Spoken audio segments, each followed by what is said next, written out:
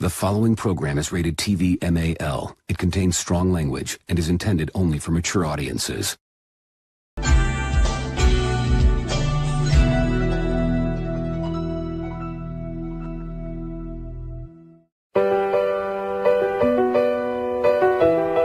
We have to go back!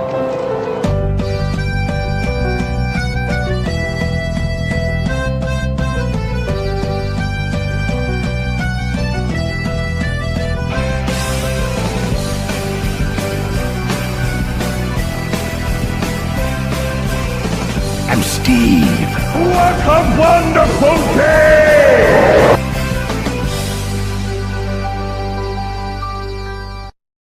Okay, before I get going, there's a lot that needs to be addressed. I'm going to get the elephant out of the room right now because it's literally happened last week, right after we finished recording, okay? We have to address the passing of Val Kilmer. We need to address that right now. I mean, talk about a devastating demise. I mean, that I didn't know about it until first off, Jose, fuck you, because that movie still looks like a piece of shit. Anyway, secondly, back to what I was saying. Yeah. No. Sorry. Go ahead.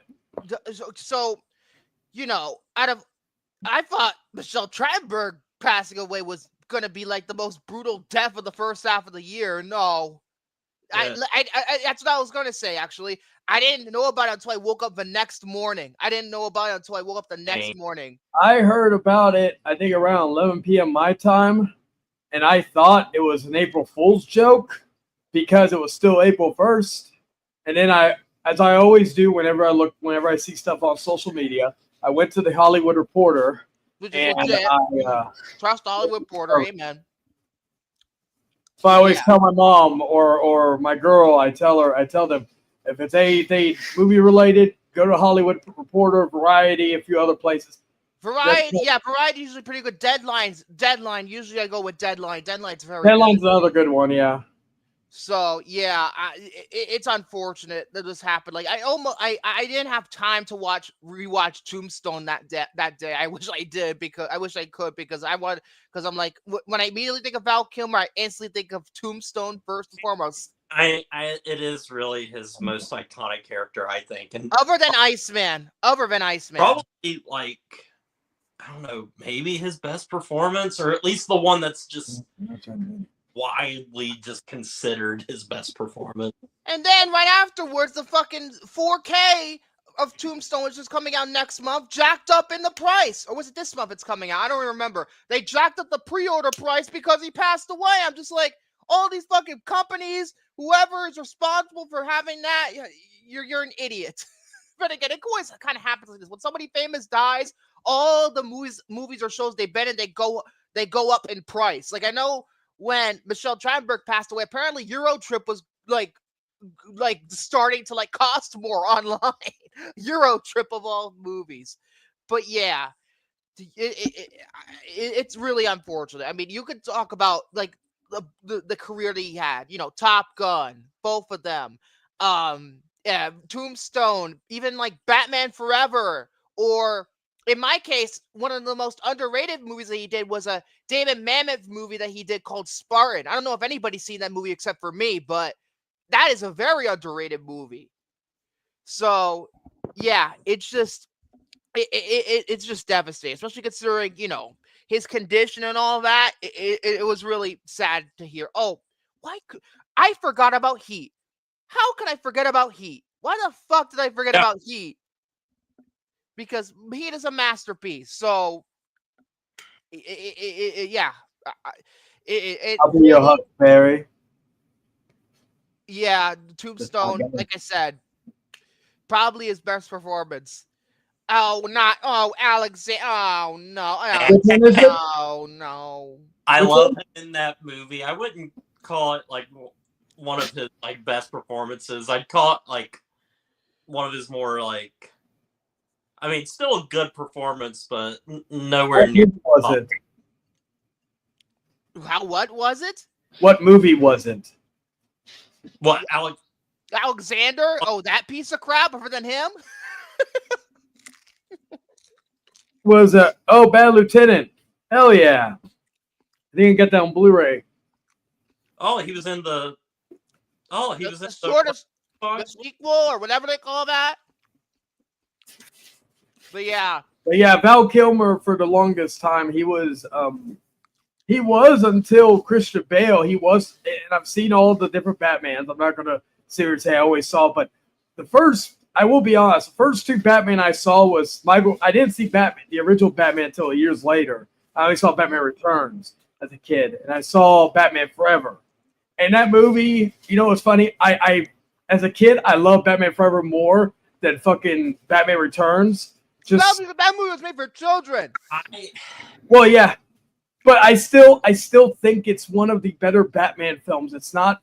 I feel like it is incredibly misunderstood. Like I think Batman Forever. I'm not saying it's a bad movie anyway, because compared to Batman and Robin, Schumacher did it's a fucking masterpiece from Schumacher compared to Batman and Robin. You kidding me?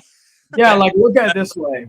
At least for the tone of the movie too and everything, it really gets Bruce Wayne, I think. Well, and also here's the other thing I'll say. Really, until the portrayal of Robert Pattinson, and I know it's controversial, but it's my stance. Bless you. I felt like that Val Kilmer was the best Bruce Wayne overall. I'm gonna say Christian Bale. I don't. Bruce I Wayne, just Christian feel like Bale. I'm going to be honest too. Val Kilmer, he had the look, and it felt natural with him.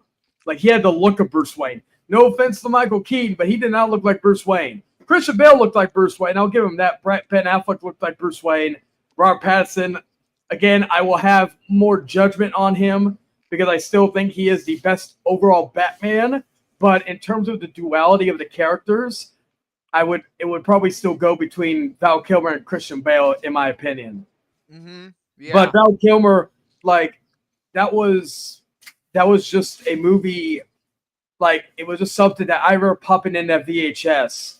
And it's so great to go back and like watch the TV spots that were in the VHS, like the sound. Yes.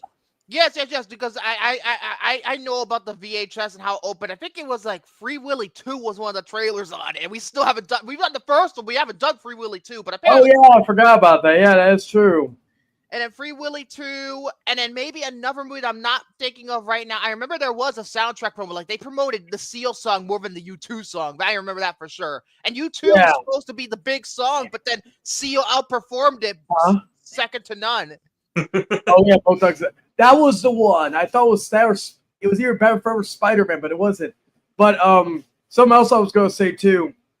This is probably the most controversial of all Val Kilmer's films, but I think it's another one that, despite its production issues, I think is incredibly misunderstood. And I know I'm going to get hate for this, but you know, like my back's already thrown out, so you can't really do much more to me. Anyway, I like the Island of Dr. Moreau. I've seen it. That movie is not his fault. I'll put it that way. Yeah, I will. I think that's all the Val Kilmer movies I have. I think David Fulis was good for the most part as the main character of that movie, but the movie itself was a fucking mess. It was a mess, but I don't think it's as bad as it. It's another one that I didn't have time to do my list of my guilty pleasures or so bad it's good. I want to do guilty pleasures as well, but I'm going to save that for next week because I have to get to CinemaCon because I was and whatever you don't talk about regarding that because I got a lot. Also, one last thing before I guess anybody else says anything about Val Kilmer, I do want to send one rest in peace. Probably none of you may know who this is, but he's a guy in the YouTube world and the podcasting world that without him and others, I may never have gotten into, whether it's wrestling podcasting or movie podcasting. Kevin Castle, he passed away last night, I believe. They haven't really revealed, but I believe it had something to do with diabetes. But I wanted to wish condolences to his family and friends. He was the co-host of the Don, Tony, and Kevin Castle show. So that happened literally last night, and that caught me off guard because he was what's the word I'm looking for? He was not somebody in the movie world, but you know it's still a life that we lost today, and someone that inspired me that who knows if him and others didn't do what they did on here, I may never have been able to be on here with you guys. Because they did the same thing where they were literally 2 states apart doing a show, never met in person, or I think they were actually in the same city, but they never met in person for the longest time, for years, and they had this chemistry about them. And, you know, I feel like that with all you guys and even my previous co-host from that period. So, yeah, rest in peace to Kevin Castle. I apologize it went long, but I didn't know when else I could speak it verbally. And now let's go on to something that's less serious. Although to me, it feels a little bit more fucking serious considering this shit making so much money makes me lose faith in humanity. For those who don't know, a Minecraft movie came out this weekend. And yet, how much it made? How much? Over 300 million fucking internationally. Or worldwide. $163 million on opening weekend. Why? Fucking why? Don't say, oh, think of the children. Fuck off. Jack Black. Bad idea. Jack Black. Yeah, This is some Five Nights at Freddy's bullshit right here. I've heard fucking bullshit. This shit, you think Snow White was soulless? No, this is arguably just as fucking soulless. Okay? I thought I was excommunicado from Snow White. I excommunicated that last week. But damn it, I have to bring it up one more time to say it is just as soulless. Minecraft is just as soulless of an idea than that. Like, seriously. The fact that this movie made so much money baffles me. It really does. I've heard the stories about teenage boys cheering in the theater for every reference. That's every fucking reference that's in the movie. Oh yeah, it's like Five Nights at Freddy's. It's just fucking waving keys in baby's face every 5 seconds, and people enjoy it. Yeah, just take a look at all these theater showings with all these teenage boys going crazy. And then what's made it even worse is that the adults, you know what they do? They shitpost on Letterboxd, making unserious reviews that are unfunny as fuck. And it just, oh my god. This makes me lose faith in humanity, Warner. You know why Minecraft did good? Because of bullshit. I don't care what anybody says. Jack Black and Jason Momoa. Yes, endgame level reactions. Give me a fucking break. Give me a break. Frankly, give me a break. It earned it. Minecraft doesn't own shit. It's like Five Nights at Freddy's. It's Five Nights at Freddy's movie syndrome. It's the same thing. Jason, I like Five Nights at Freddy's. And I'm not even a Five Nights at Freddy's fan. I didn't get any of the references, but I still followed along with the story. But I will say this while Victor goes and have an aneurysm. I wish I could get up that quick right now. But anyway, I am happy for it because not only is Rachel Zegler's big time career over, she lost to 3 middle-aged men. A up-and-coming actress who excommunicado. We don't talk about her anymore. Excommunicado. Oh, okay. See, I didn't see that part because I was at work, motherfucker. All right, well, excommunicado. I'm done talking about that movie. Excommunicado lost to three middle-aged men. Jason Statham. I laughed so hard. I was in the car. Jason Statham's not in Minecraft. Huh? Jason Momoa is in Minecraft. Yes, Jason Statham last week beat that movie too. Snow White. But I will in the Working Man. I will not deny. Think, oh yeah, it's so Victor because Snow White got defeated. Guess what? This movie's just about as fucking bad to talk about because it makes me lose faith in humanity just as much. Fuck, when is May gonna come so Mission Impossible could come out and I can have faith in humanity again and faith in movies again? Because frankly, I'm at the bottom get beat by Lilo and barrel. Stitch. God. Yeah, let's just hope. As much as I hate to say it, it's going to get beat by Lilo and Stitch.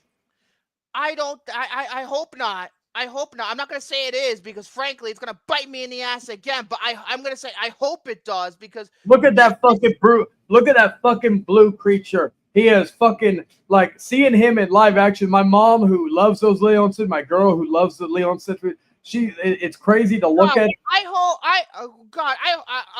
kind of owe the fucking MCU nowadays the fucking apology because at least they try compared to Minecraft. Jesus Christ. But yeah, it's wild how this movie did so well. I was not expecting it. Like, I'll be honest. Fast Love Burn, fucker. When I was in my car, I'm sorry, I'm mad.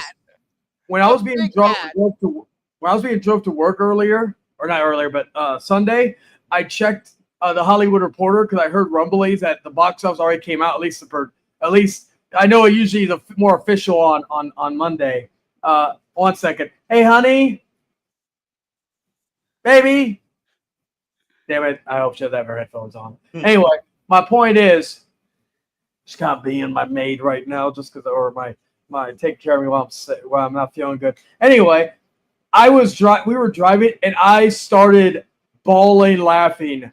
I hadn't laughed that naturally just out of a fucking reading a post, not a joke I made or not anything else. I was bawling laughing, and when I saw how much money it made. And you know what? I don't care if it's a piece of shit film. If it looks like a piece of shit film, I am happy that this movie made more money than that turd that came out 2 weeks ago. Both fucking turds. Fuck all of them. Fuck all of them. Everybody. Fuck these studio executives who think everything that they put out is gold. I'm great. I'm literally going off the cuff right now. I'm basically breaking character at this point. It makes me lose faith in humanity.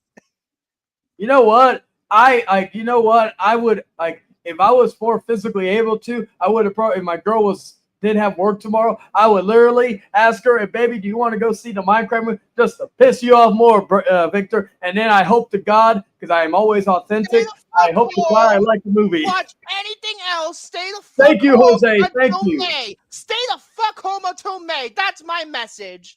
No, stay the fuck home until July when fucking Superman comes out. Oh yeah, right. Oh God. Oh great. I'm already. I gotta calm it down. I gotta calm it down. Oh, it's for the fans. It's for the fans. No, it's not good enough. Yeah, it's for the fans, but it's gotta appeal for everyone too. Thank you. That's what I'm fucking saying. Jesus Christ. Jerry, what's your thoughts on this? I want, please, we're usually in the same same mindset. Yeah, you have to say everybody made their thoughts about it. What, my thoughts on what part are we talking about, though? The PO. We're talking about the PO. Not the PO, the BO. It might as well be the PO. I really don't care. It hasn't made me lose faith in humanity or the movies or anything.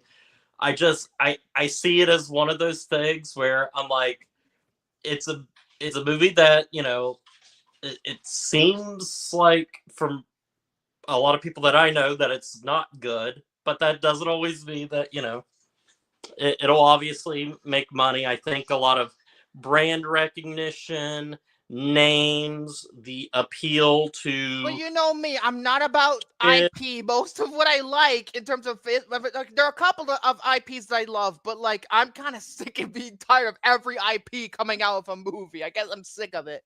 You have to think that there's so many people out there that make Minecraft content on YouTube, and so many people out there that digest that. And also you go around and I won't name drop it and everything, but that movie that came out a few weeks ago and everything had a lot of controversial baggage. Jack Black was controversial baggage for a bit. Why? Because his brother did that political thing. I don't really think that's his fault, though. His bandmate, not his bandmate, brother. not his brother. Yeah. Oh well, bandmate. Well, either way, I don't think he should be blamed. Even if he sided with him. You know what? Again, I think what his bandmate said was stupid, but I'm not going to cancel him or cancel fucking Jack Black for whatever. So. That part I don't like. No matter what, the controversy of She Who Shall Not Be Named was always going to hinder this movie. And like I said regarding this movie, I knew. I'll say this. I think I told this before, and I was proven right. This was going to make more money than Snow White. Oh, excuse me. movie that shall not be named. But I didn't think it was going to be this bad. But I always, because again, you cannot count out that Minecraft audience. I don't care what anybody says, whether it's good, whether it's David Zaslav. Mainly because, hear me out. It's hypocritical to me because everybody complains that we want original films, yet this movie makes 150 plus million. It's hypocritical. Make up your fucking mind.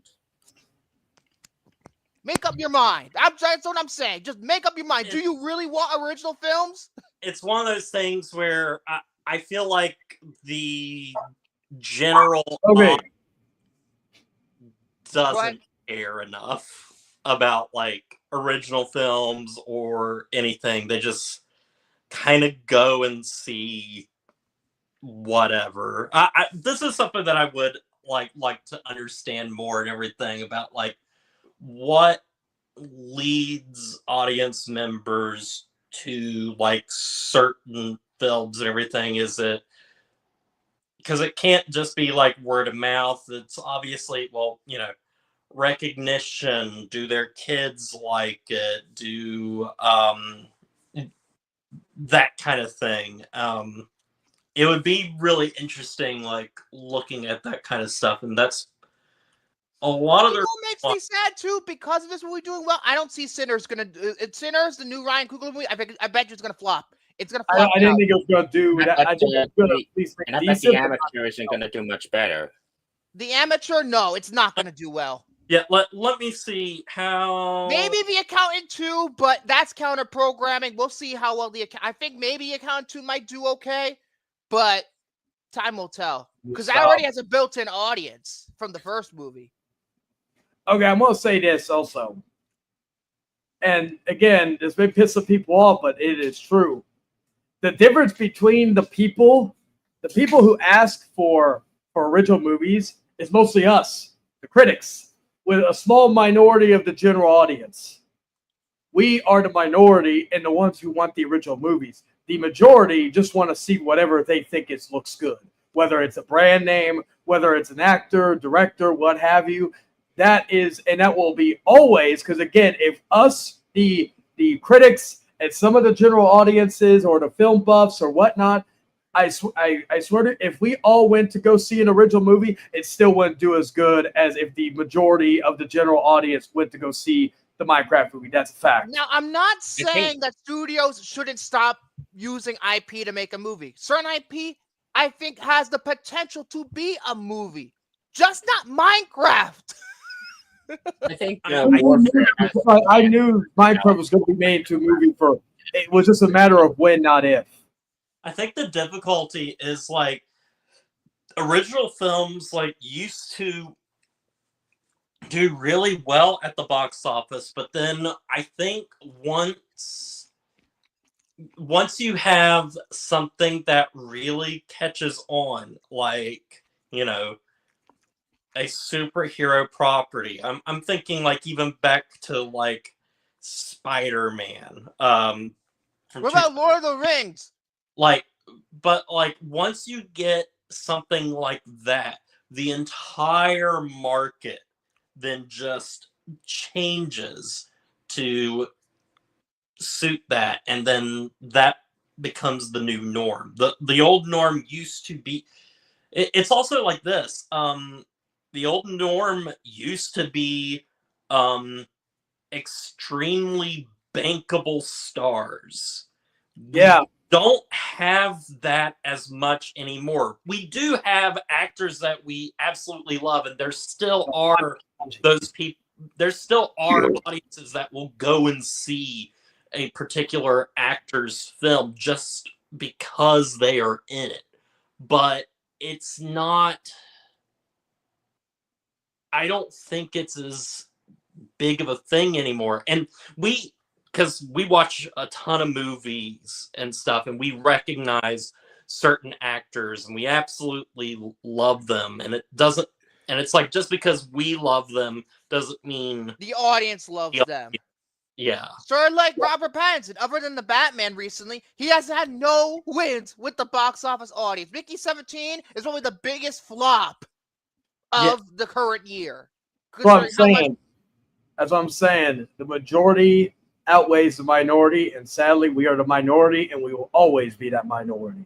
Because people think, oh, we're losing movie stars rather than because people. I think this goes to superhero films too. In some cases, that the people will associate the actor with the character and not really anything else as the actors themselves. You understand what I'm saying? Yeah. I don't know this way. I Go ahead. Go ahead, Jared. I feel like Chris Evans in particular is in that boat of like, we think of him as like Captain America and everything, and it's like he should be like huge and everything, but it's like you look at everything else that he's in and it's like he's not like a huge bankable star. Like you can't set an entire movie. Let's be honest here. Like I thought Robert Downey Jr. was going down that path, but Oppenheimer kind of changed that. Even though that wouldn't make as much as Barbie, but like there are certain actors that are typecast in the MCU, whether they're good actors outside of it or not, and it's just a sad case. Like who's a good comparison outside of Hanji? Probably Chris Hemsworth, because he doesn't have a bunch of box office draw either. After, I mean, a couple of movies that he does do pretty well. The Extraction movies do well. Also, for him. another big one, The Rock. Well, The Rock is just Then again, you could argue The Rock is a brand. He's more than an actor. He's a brand. Personality. And The Rock only started to fucking die out box office wise recently, and that was because he's in fucking everything. That's why I said I felt bad. I feel like that's going to happen with Jack Black, where people are not. But I thought this movie. I didn't think the idea of Jack Black being this movie was going to help the movie. But again, I stand by it. He's probably the main reason why this movie did so well outside the Minecraft audience. I mean, let's face Jason Momoa too. I think he's a box office draw. Like the only real slip up you could argue was Fast X, really, but because that underperformed. But like Aquaman did well. Aquaman 2, did that flop? Did Aquaman 2 flop? I think it just about broke even. Oh yeah, Jack Black didn't help Borderlands. That's true. You have a good point. Oh, fair point. That is true. And we don't know if he's gonna help Anaconda at the end of the year either. Yeah, they're making a comedy. They're remaking Anaconda, but it's a comedy now, and it's gonna be a self-aware which I'm looking forward to because because at least they're making it a comedy. Because I don't like the original Anaconda, and that movie takes itself way too seriously, I think. Well, and here's the other thing. I've said this before about remakes or anything. They make it their own, or fucking. And it's with the guys who did what the hell is the Nick Cage self-aware movie? What the fuck is it? Oh, I don't. Hanji. Unbearable Weight of Massive Talent. That's what it's called. That was such a good movie. Same director, so I have faith it'll be good. So we'll see. We'll see about that. But yeah, I don't know. I just hope that at least when it comes to this, if there's one thing that's a positive to this story, even though I could criticize Minecraft all I want, at least the movie theaters are going to be okay thanks to this movie, because look at the first 3 months of the year were painful for box office.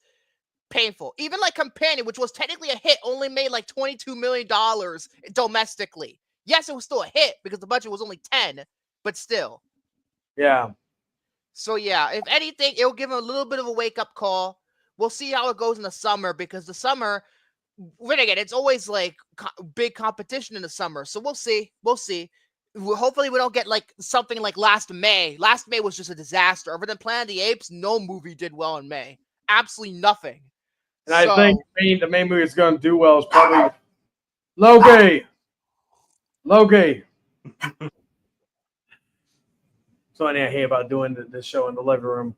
Anyway, yeah, like Leo and Stitch is coming out in May, correct? Yes, at the end of May, same day as not Dead Reckoning, The Final Reckoning. Yeah, that one's going to do well. Final Destination has the potential of doing really well. Yeah.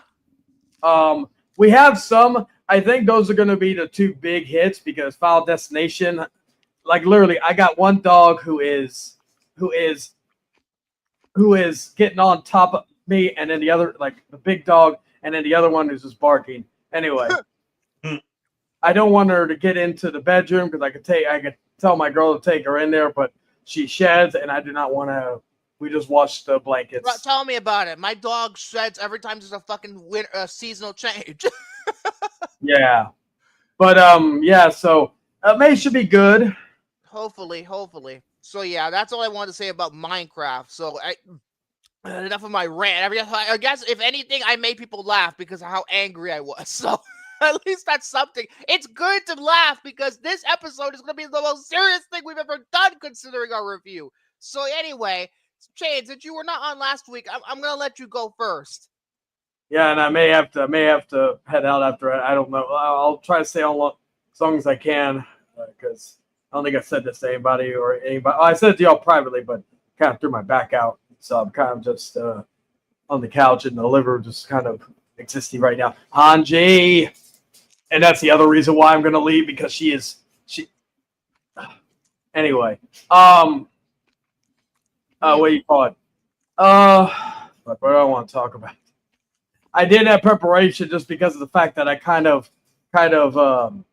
with everything that happened today.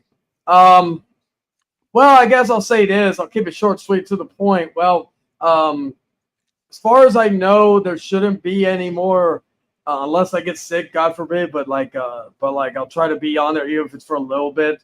There shouldn't be any more issues with me coming on.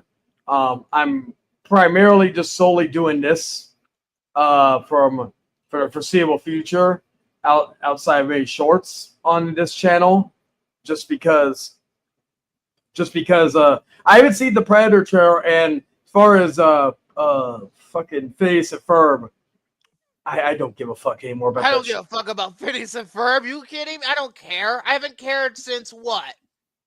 15 years ago?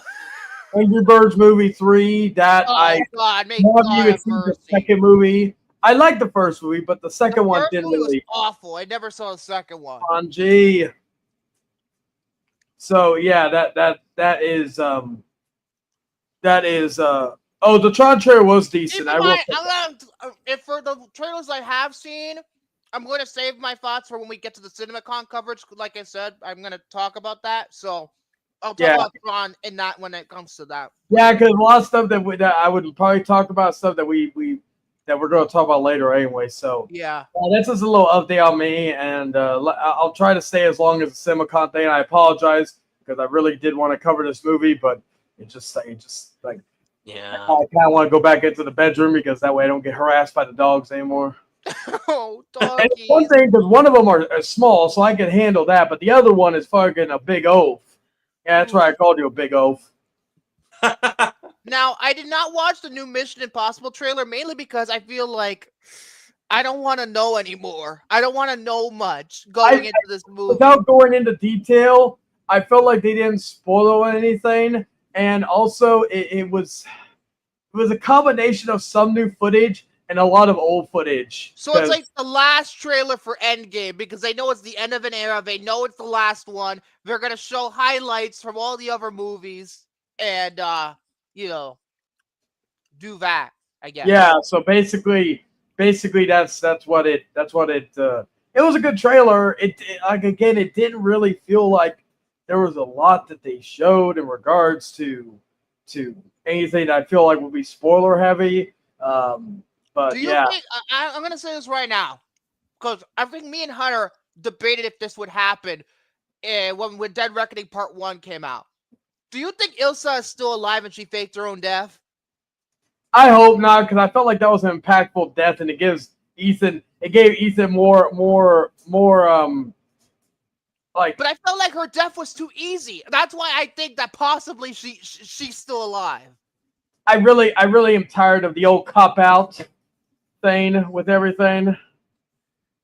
Like with they died. Like that's just me.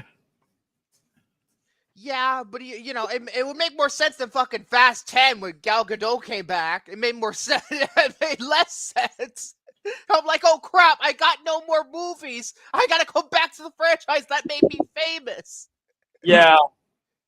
Well, see, that one I felt was dumber because of the fact that it's that, but I accept it because it's Fast 10. I don't Fast take and Furious, come on. Like, I don't it's so take anything it says dummy. here. It still kind of pisses me off sometimes when they basically retcon almost everybody's death. Like the only like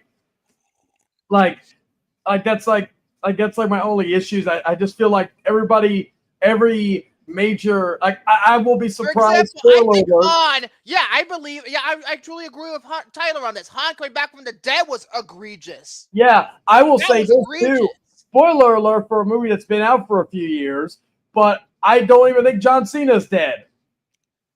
Did they even kill him off in Fast? No, all the people who blow up in the fucking, like, in the end of Fast 10 with all the, I think you're on the plane, they all blow up. Oh, they're not dead. They're not dead. Yeah, I don't think John Cena's dead. I don't think anybody else is dead. Like, again, I don't care. Even if he got a spear to the head, like fucking, I think Michelle Rodriguez got shot in the head in fucking Fast Furious 4. So, Yes. you know, even if fucking John Cena got a spear to the fucking head, his brain was sticking out of his skull, I would still expect him in the sequel, and they have some miraculous, like, oh, we have the technology for alternate reality, or something like that. It was an alternate reality. The spear was real, but it played like it went through his head and all that, or something like that. Oh, jeez. Because did they do that with Han? They apparently what happened. I don't remember what they did with Han. I don't really remember. Pizza, but I think what happened was that Han was never in that car. I think that's how they. F9 is fucking terrible. That's the one movie in the franchise I hate the most. F9. That movie sucked. That movie was so bad. Anyway, I guess that's your topic, right? Jade. Uh-oh. I think no, I don't think we lost him. I think he put himself on mute. Uh-oh. Now, oh great. Jared and I are the only ones not on mute. Come back. Oh god, no, Jurassic, no. We do not make that happen. We do not make Jurassic Park dinosaurs come into Fast and Furious and just like, oh, they go back in time because their cars pretty much could be like a DeLorean. Oh Jesus. I think that's it though. So I'm gonna let Jared talk now because we're the only two left standing right now. Oh no. Well. Oh, there's Soren. He's back. He's all right. Yeah. I've always been here. Oh, Jeez. I'm glad he's always here. Fine. Do you want to go then, Soren? I might as well. And I have a little project to announce. Remember, previously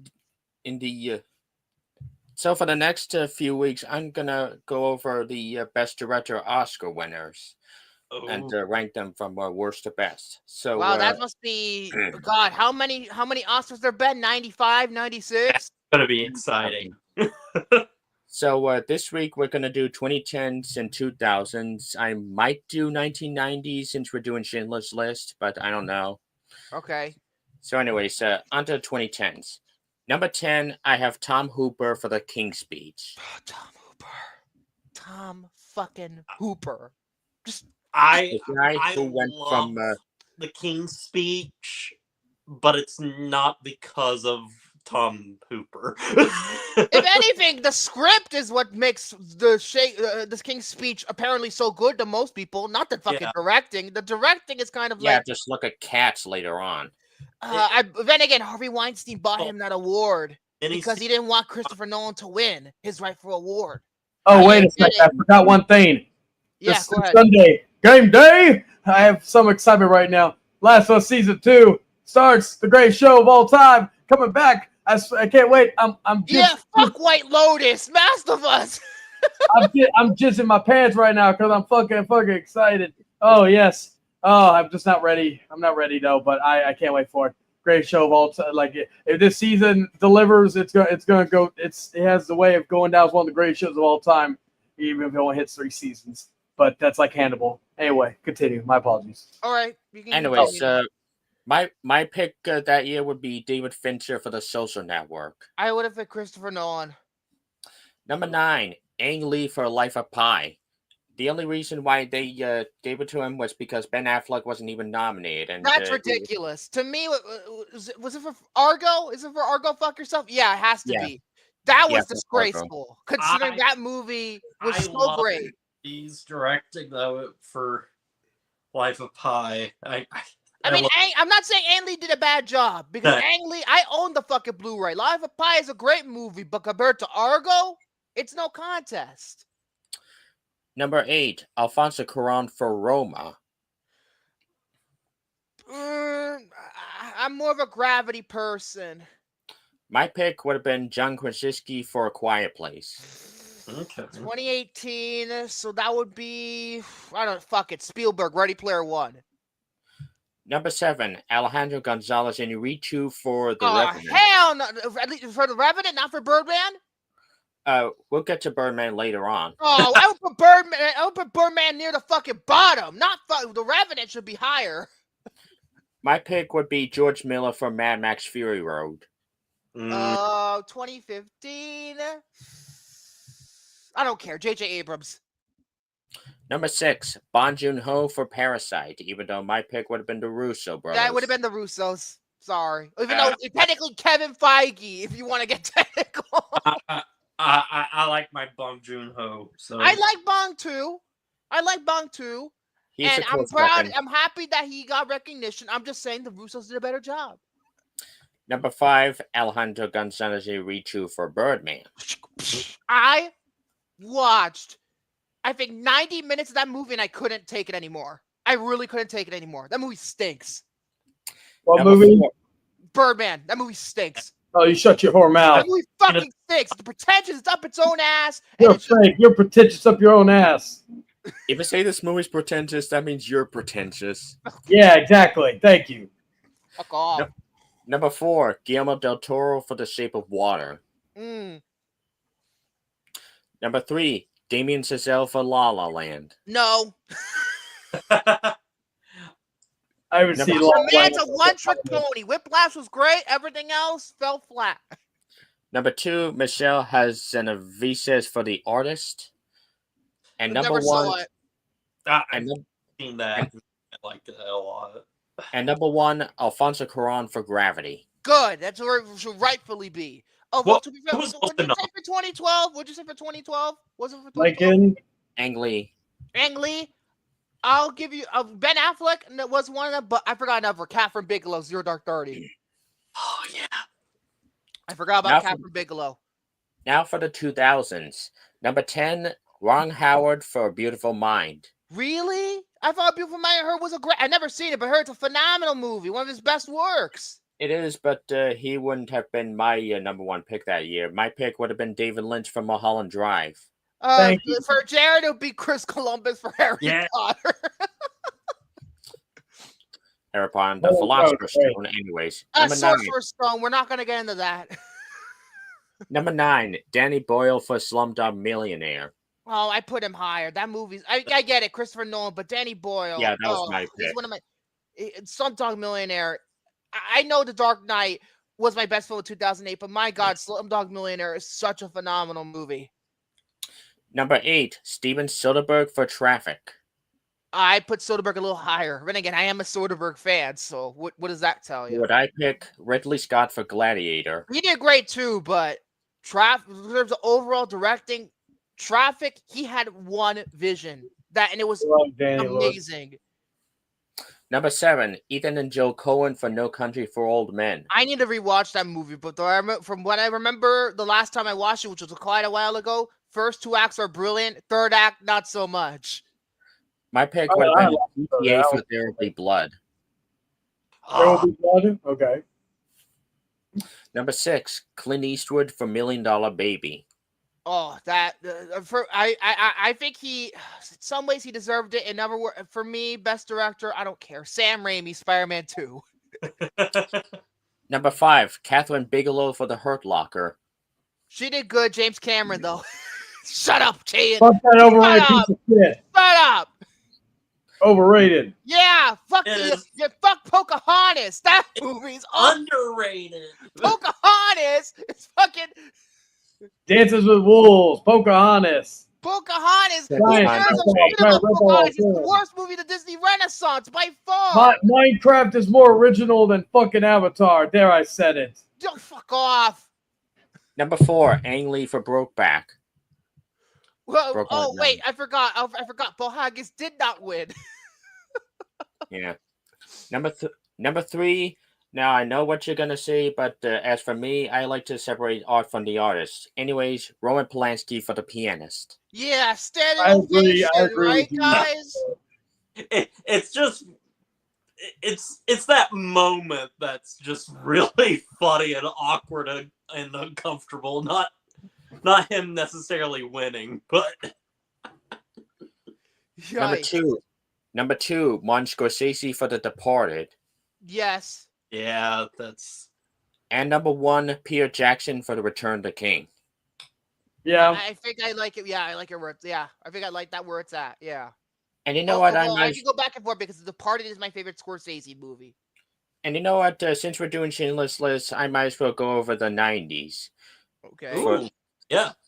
Number 10, Anthony Minghella for The English Patient. Oh, Anthony Minghella. I mean, I never saw The English Patient, but I don't care too much for the talented Mr. Ripley. I've never seen Cold Mountain either. Hopefully those two were better. But then again, a lot of people say The English Patient made them fall asleep. Like Elaine from Seinfeld. There was a joke on Seinfeld where she fell asleep watching that movie. As for my pick, Milos Forman for The People vs. Larry Flint. For me, this is easy. Cameron Crowe, Jerry Maguire. He's probably my second. Number 9, Sam Mendes for American Beauty.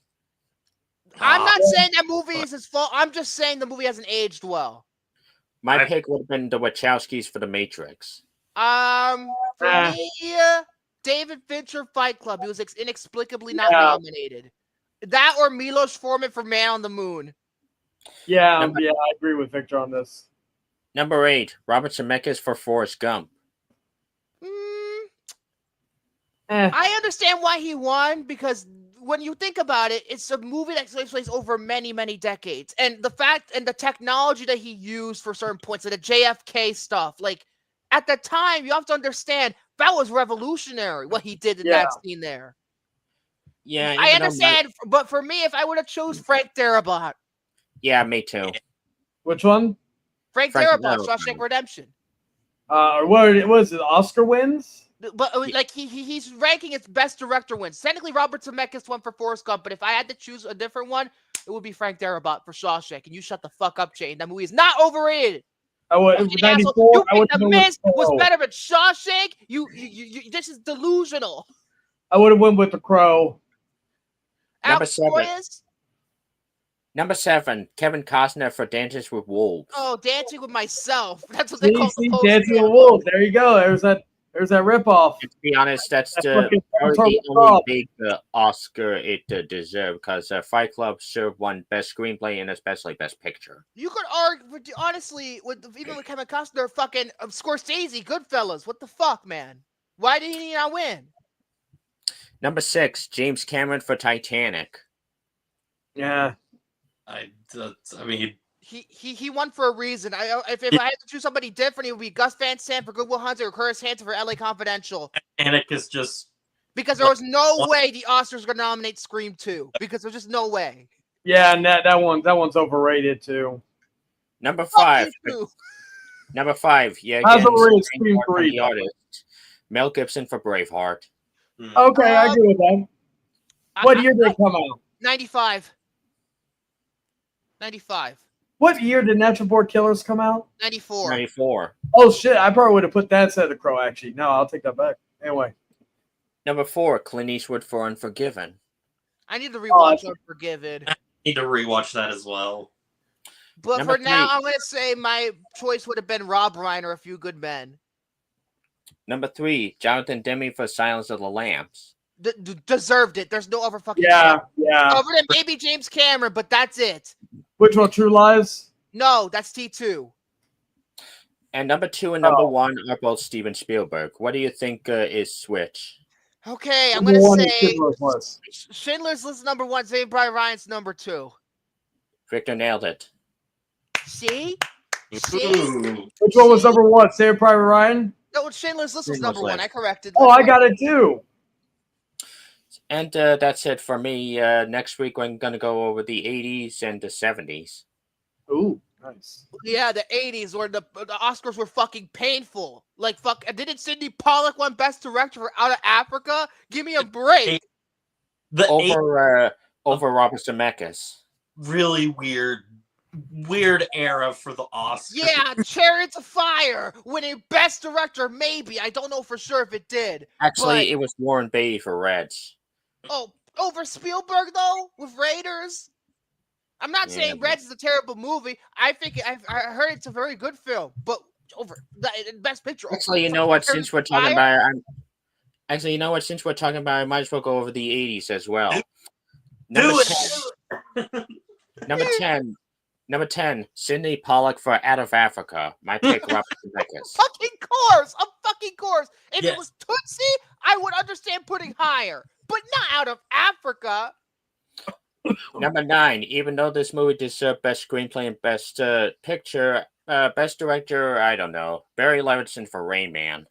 Well, Barry Levinson's really good compared to his son, so fuck you, Sam. My pick would have been Isao Takahata for Grave of the Fireflies, actually. 88. That movie's amazing. I'm just gonna fucking troll everybody. Say the director of Oliver Company deserved Best Director. Or even John McTiernan for Die Hard, or Oh, Alan that's Parker true. for, That's true. John McTiernan. or even Alan Parker for Mississippi Burning. That I heard. That's a great movie. That's a movie I need to fully see. And Alan Parker, seemed to be like, great Number 8. filmmaker. Number 8, yet again, worthy of Best Screenplay and Best Director, but I don't know Best Director. James L. Brooks for Terms of Endearment. I've never seen Terms of Endearment. I've never seen. I know. I probably should, but My pick for now would be Philip Kaufman for The Right Stuff. The astronaut movie. no, and no. Maybe I need to watch City Sweetie, look at City Sweet pictures of it. Or something. Ah! Number 7, Robert Redford for Ordinary People. My pick, Irvin Kershner for boring. The Empire. Number Irvin Kershner? Yeah. I freaking love Ordinary People. I will not talk any slander against that movie. I won't tolerate it. Yeah, Victor. Everybody did except for you. Number 6, Richard Attenborough for Gandhi. My pick, Wolfgang Pearson for Dust Bowl. Spielberg, E.T. Spielberg for E.T. Or even Ridley Scott for the right cut of Blade Runner. But no, But that didn't come out until 2007. The right cut didn't come out until 2007. So Number 5, Warren Beatty for Reds. My pick, Steven Spielberg. Number 4, Bernardo Bertolucci for The Last Emperor. My pick, Adrian Lyne, Fatal Attraction. 87. 87 was a terrible year for movies. I don't even know what I would pick. I guess Barry Levinson, Good Morning Vietnam. I think. No, Well, wait. This also Wait. was. I've never seen Broadcast News, for the record. Fuck. What else There's from also The Princess 87? Bride and Full Metal Jacket. Oh yes, or fucking Paul Verhoeven, RoboCop, or Richard Donner, Lethal Weapon. Yeah. Number 3, Milos Forman for Amadeus. My pick would have been Sergio Leone for Once Upon a Time in America. Love both of those movies. So. I haven't seen enough 84 movies to judge. Ghostbusters, Neverending Story. I would not like. I love Beverly Hills Cop. But I don't know if I put Martin Brest as best director. I don't know about that. Number 2, Oliver Stone for Born on the 4th of July. My pick, Edward Zwick for Glory. My pick, 89. I think I know which one I'm going for. Okay, I'm just gonna make sure. Yes, Cameron Crowe. Say anything. And number 1, Oliver Stone for Platoon. That he deserved it. Yeah. And that's it for this week. Stay tuned for stay tuned next week where I go over the 70s. Yeah, I'm thinking 89. Yeah, I probably think that would go with Cameron Crowe. I'm a biased prick. Anyway, Jared, you want to go now? Yeah, I can go now. All right. So, before I start, I will say, because I originally had plans to potentially finish my entire watch through of Marvel Phase 4. I did not finish it. I didn't end up watching Black Panther: Wakanda Forever last night, and thus I also didn't watch what is it, Werewolf by Night, or the Guardians of the Galaxy holiday special. So I need to watch those, and then I'll have my full ranking for next episode. Okay. So, yeah, that So one. what are you gonna talk about now? Well, I will say that one's going to be a long one, and I will say that back when Phase 4 started, and we were just kind of like, where is this all leading? Phase 4 was a little frustrating, but I think I think time's gonna be kind to it compared to Phase 5. Yeah, I think understanding what Phase 4 is now, which is like just a lot of like introduction to or standalone projects or TV shows that they didn't know how to work out, although one of them was their masterpiece in terms of television. I think it's better than a lot of people give it credit for. I think so too. I think there was more good than there was bad. Yes. Phase 5, God, it's been a mess. I will completely agree with that, because I aside for because I love, obviously I'll talk about this more next week and everything, but aside for WandaVision, which started off, which was absolutely fantastic, things were a little rocky for me. I think they got better at the end. I think it got a little bit better at the end, though. Yeah. I'm like, I've been just blowing through stuff recently. I've just been like, man, holy crap, like this is awesome, this is cool, this one's all right. Yeah, like it's been fun. So instead of that, how am I going to do this, because we kind of already talked about it, but I didn't give much of my 2 cents about it. So I guess I will be sad again and talk about some Val Kilmer. Oh boy. What do you talk about? Well, I want to maybe, because it kind of, I think my like almost eulogy of sorts of when I did David Lynch's death. Yes. I think that actually went over pretty well. Especially Tom seemed to really like it. So I kind of had been wanting to really talk about Val Kilmer a little bit, because despite the fact that I have not seen a whole lot of his movies, I've seen I've seen some of the more important ones, his more well-known ones. And all right, give me 1 second. I think I'm gonna try and go for one more taco. All right. But Val Kilmer was always this actor that obviously he popped up in a lot more stuff in the 90s especially, and then after the 2000s he kind of like dials it back and everything, and isn't in a whole lot of stuff at that point.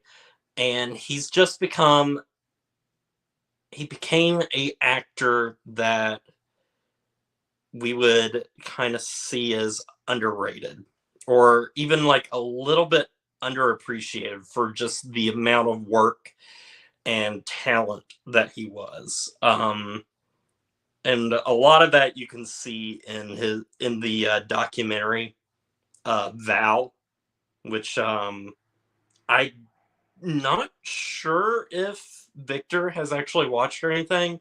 If because that documentary is so fantastic at painting a portrait of a man that just absolutely loved film and loved what he was doing and wanted to aspire to do great things. And you see that through his passion, through the way he would film stuff, behind the scenes footage. And it's just this guy lived a very incredible life and felt so down to earth and soft spoken, that you couldn't help but absolutely love him. And it's really sad too that with his cancer diagnosis, he was planning on making his big passion project, Mark Twain, where he would not only write and direct it, but star as Mark Twain. In fact, he was preparing for this role for a long time by doing these sideshows across the US where he was playing Mark Twain in a one-man show. And I think one of the greatest injustices is him not being able to make that film happen.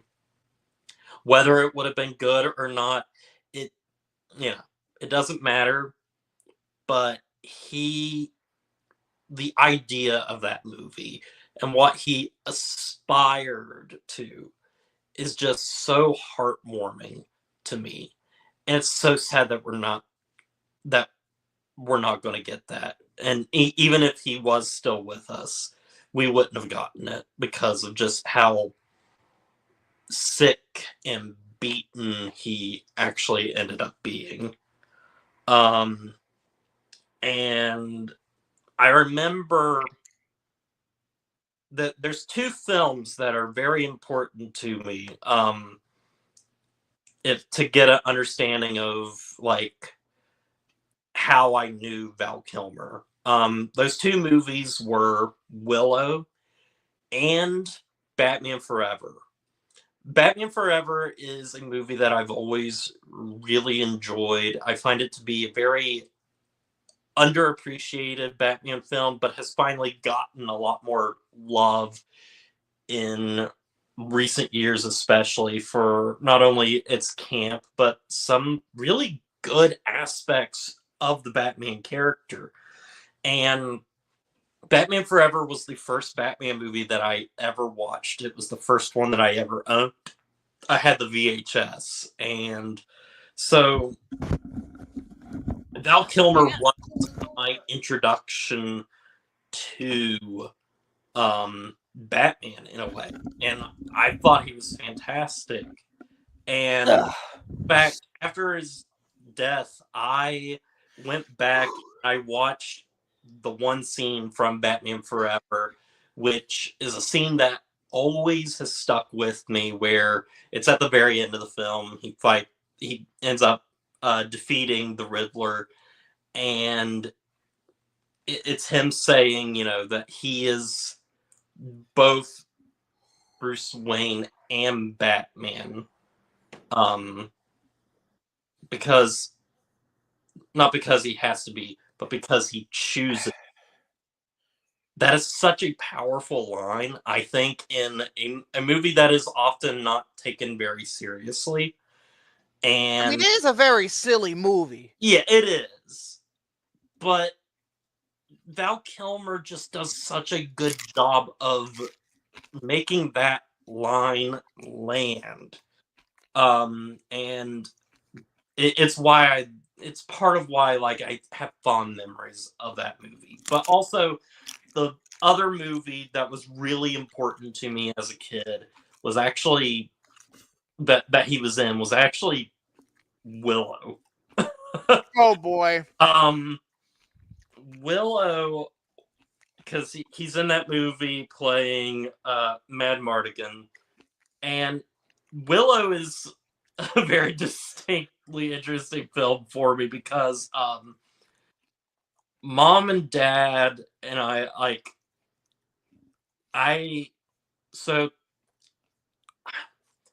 I'm trying to remember because like you're a few years younger than me, Victor, but like I don't know if you knew about like Circuit City.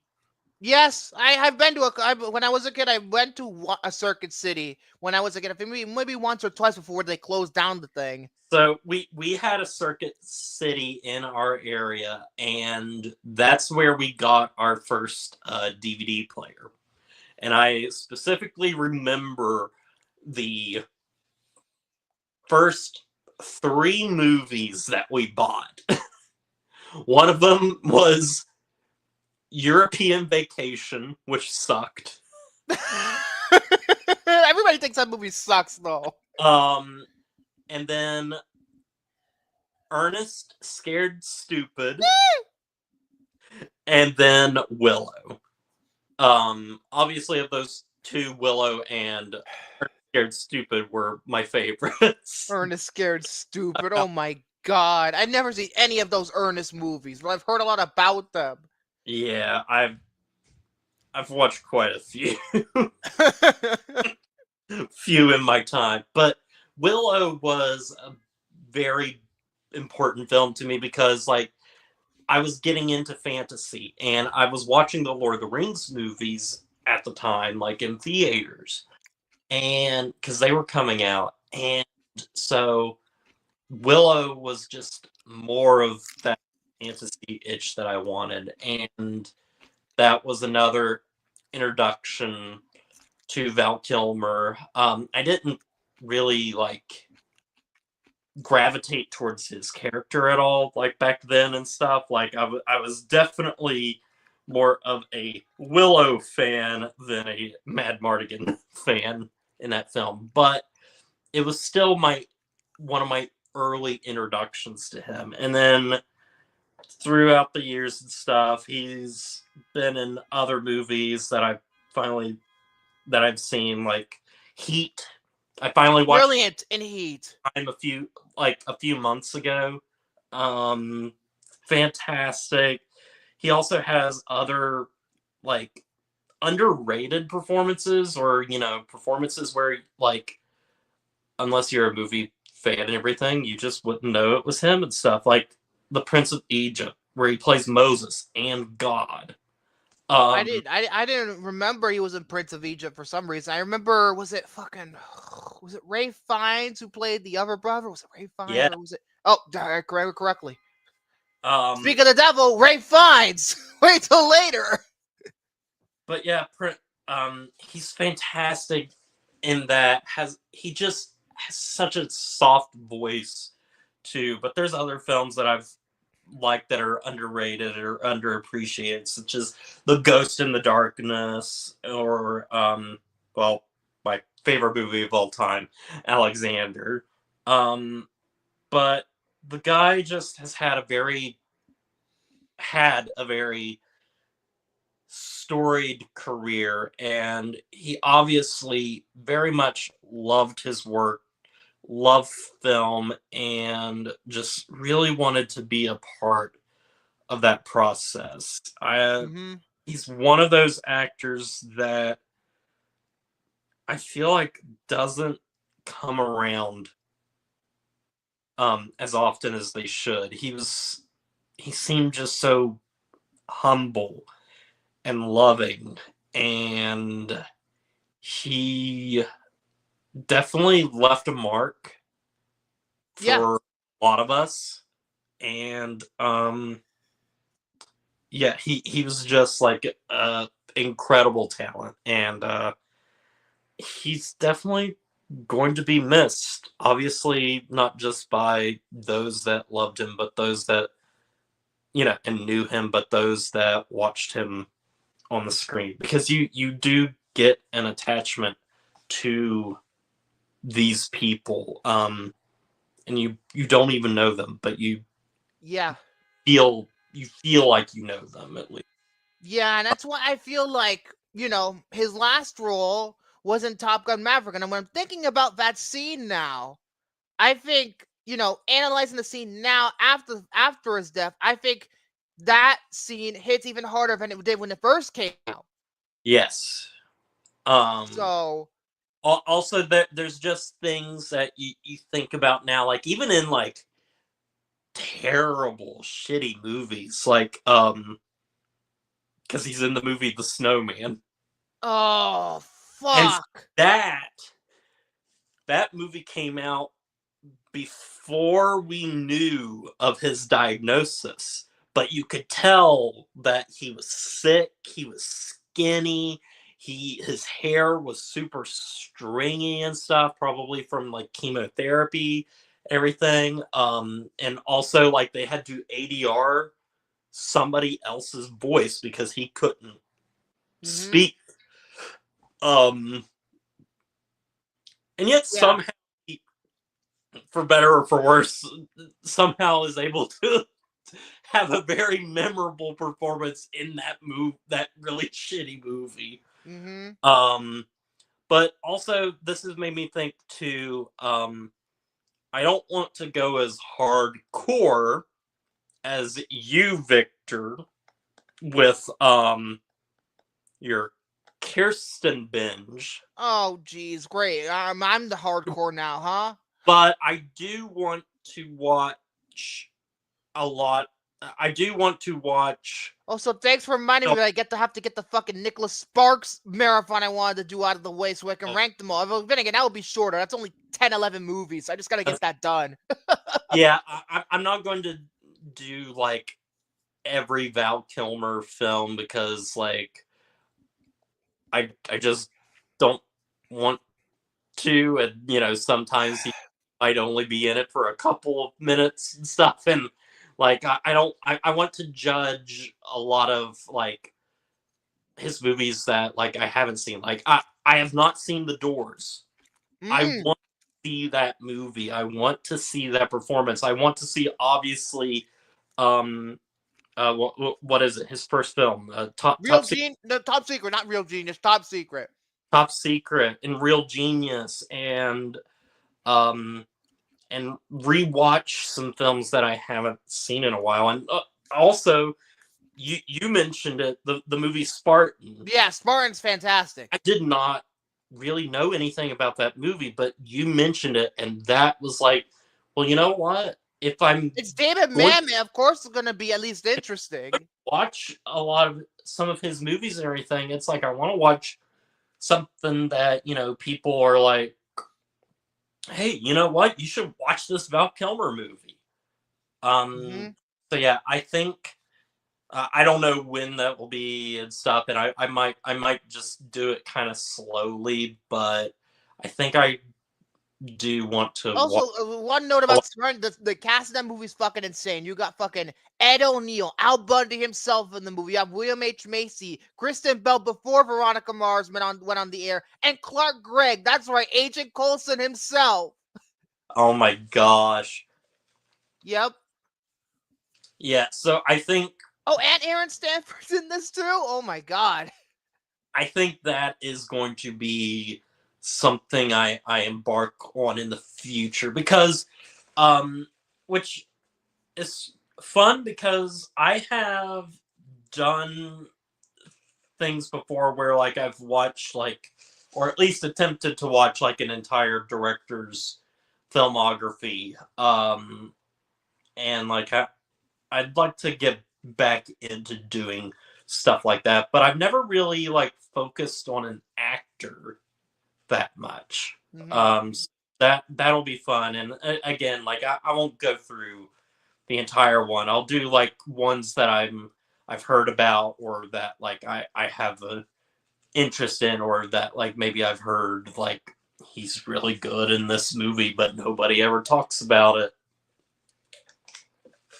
Yeah, that's my little, I guess, because I didn't talk about it too much in the beginning and stuff, because like because I was talking about it. Oh, one more thing about Soren. Another person that's in it, Mark Pellegrino. If you don't know who that is, that's Jacob from Lost. Mm. Yeah, I think he has a minor role in this too. So yeah, he plays a convict. That doesn't even have a name. It's just convict. That's the name of his character. Anyway, I get really affected by like not all celebrity deaths, obviously, but like not all of them, but for this one, it did hit me. because like it's one of those things. Like Michelle Trachtenberg's death didn't hit me as much, Well, I'm a Buffy fan. Of course, it hit me But- pretty hard. but obviously like Val Kilmer, and I think a lot of it has to do with the Val documentary. Because like for the first time, I feel like we got to see like I've heard so many great things about that documentary. I just haven't watched it yet. I highly recommend it. There is one moment that literally brought me to tears, and it has to do with why he's wearing all of this jewelry like throughout the entire film, because it's his mom's jewelry. Yeah, I need to watch that. I need to. I gotta get around to doing that. I don't really watch that much documentaries to begin with, but I gotta get around to doing that. But yeah, okay. Enough with the sad parts. Let's go back to Let's go back to CinemaCon, because I haven't finished what I was. Every presentation that happened. Obviously, I did the first half last week. Now I'm doing the second half, and there's been a bunch of stuff that I really do want to say in terms of other events that were happening at CinemaCon. So I'm going to start in chronological order. Again, I'm going to thank Caitlin Booth of BleedingCool.com, editor-in-chief there, because her live blogs of CinemaCon have been fantastic. I feel like she's brought a lot of personality to the presentation compared to all the other people who live blog it, like Screen Rant. It feels too corporate. Cinema Blend feels too corporate. She brings a more personality that doesn't feel corporate. Let's put it that way. So I'm going to start again in chronological order. I'm going to start with Universal, because that happened on Wednesday night, the first one of that night.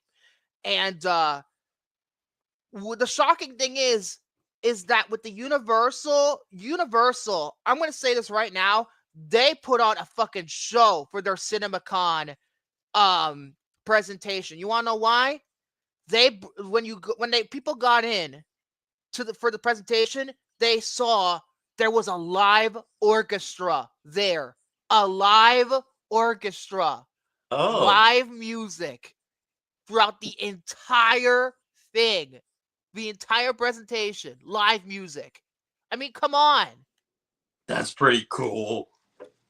In fact, the beginning of the presentation was hold on, I'm trying to find the order here, because there was an order for the thing. Oh wait, is this on Instagram? I can see it. Okay, hold on, because I haven't. Okay, here we go. So they have the live orchestra. I think the president. No, not the president. Hold on. The president of music and publishing came on the stage to give all the love to the composers, and they're playing music for the entire panel, and the orchestra are the actual people who work on movie scores for Universal. They're the actual people who work on this stuff, which is amazing. And then what they did first, the first thing that they did was a medley of all the great music that's in Universal movies. In order, the Universal Fanfare. Next, Back to the Future, Jurassic Park, How to Train Your Dragon, Psycho, Jaws, Fast 10, Despicable Me, Shrek, Conclave, Oppenheimer, E.T., and Wicked. They did music from all of those. That's a good selection. And it's a 10-minute medley that they did. I wish somebody recorded this so I could actually watch this on YouTube and get the chills, because live music, especially live film scores, I don't know, they give me goosebumps. They really do. They give me a lot, and you watch all this stuff, like all the for example, like you could say I guess one of the most popular live film scores that they do that they rotate out like they do across the country is Star Wars, the first Star Wars, where they play the entire movie with the live orchestra backing everything up, and it's just it gives you goosebumps. And if I was there seeing all that with the medley and all that, oh, that would have just been amazing. And apparently it was packed, and apparently the audience went wild over it. Caitlin said in this live in the live blog that she said, "Don't mind me. I just cried the entire time, and I just love live music. I'm fine. I promise." And apparently, the president and CEO of Universal Pictures, Donna Langley, was also moved by it when she came out on stage. I'm telling you, I wish somebody recorded at least this. I'm telling you, I'm a sucker for that kind of live score music. Oh, come on. Especially thinking about how we did Back to the Future Part 3 a couple of weeks ago. Hearing the theme live. I mean, come on. That's to die for. Anyway, let's get to business now. Universal, as we know, has been doing very, very, very well. I mean, last year, they made a shit ton of money. They made a lot of money. This movie 3, Wicked, what else? Not Oppenheimer, that was 23. Fuck. Was there any other ones I'm missing?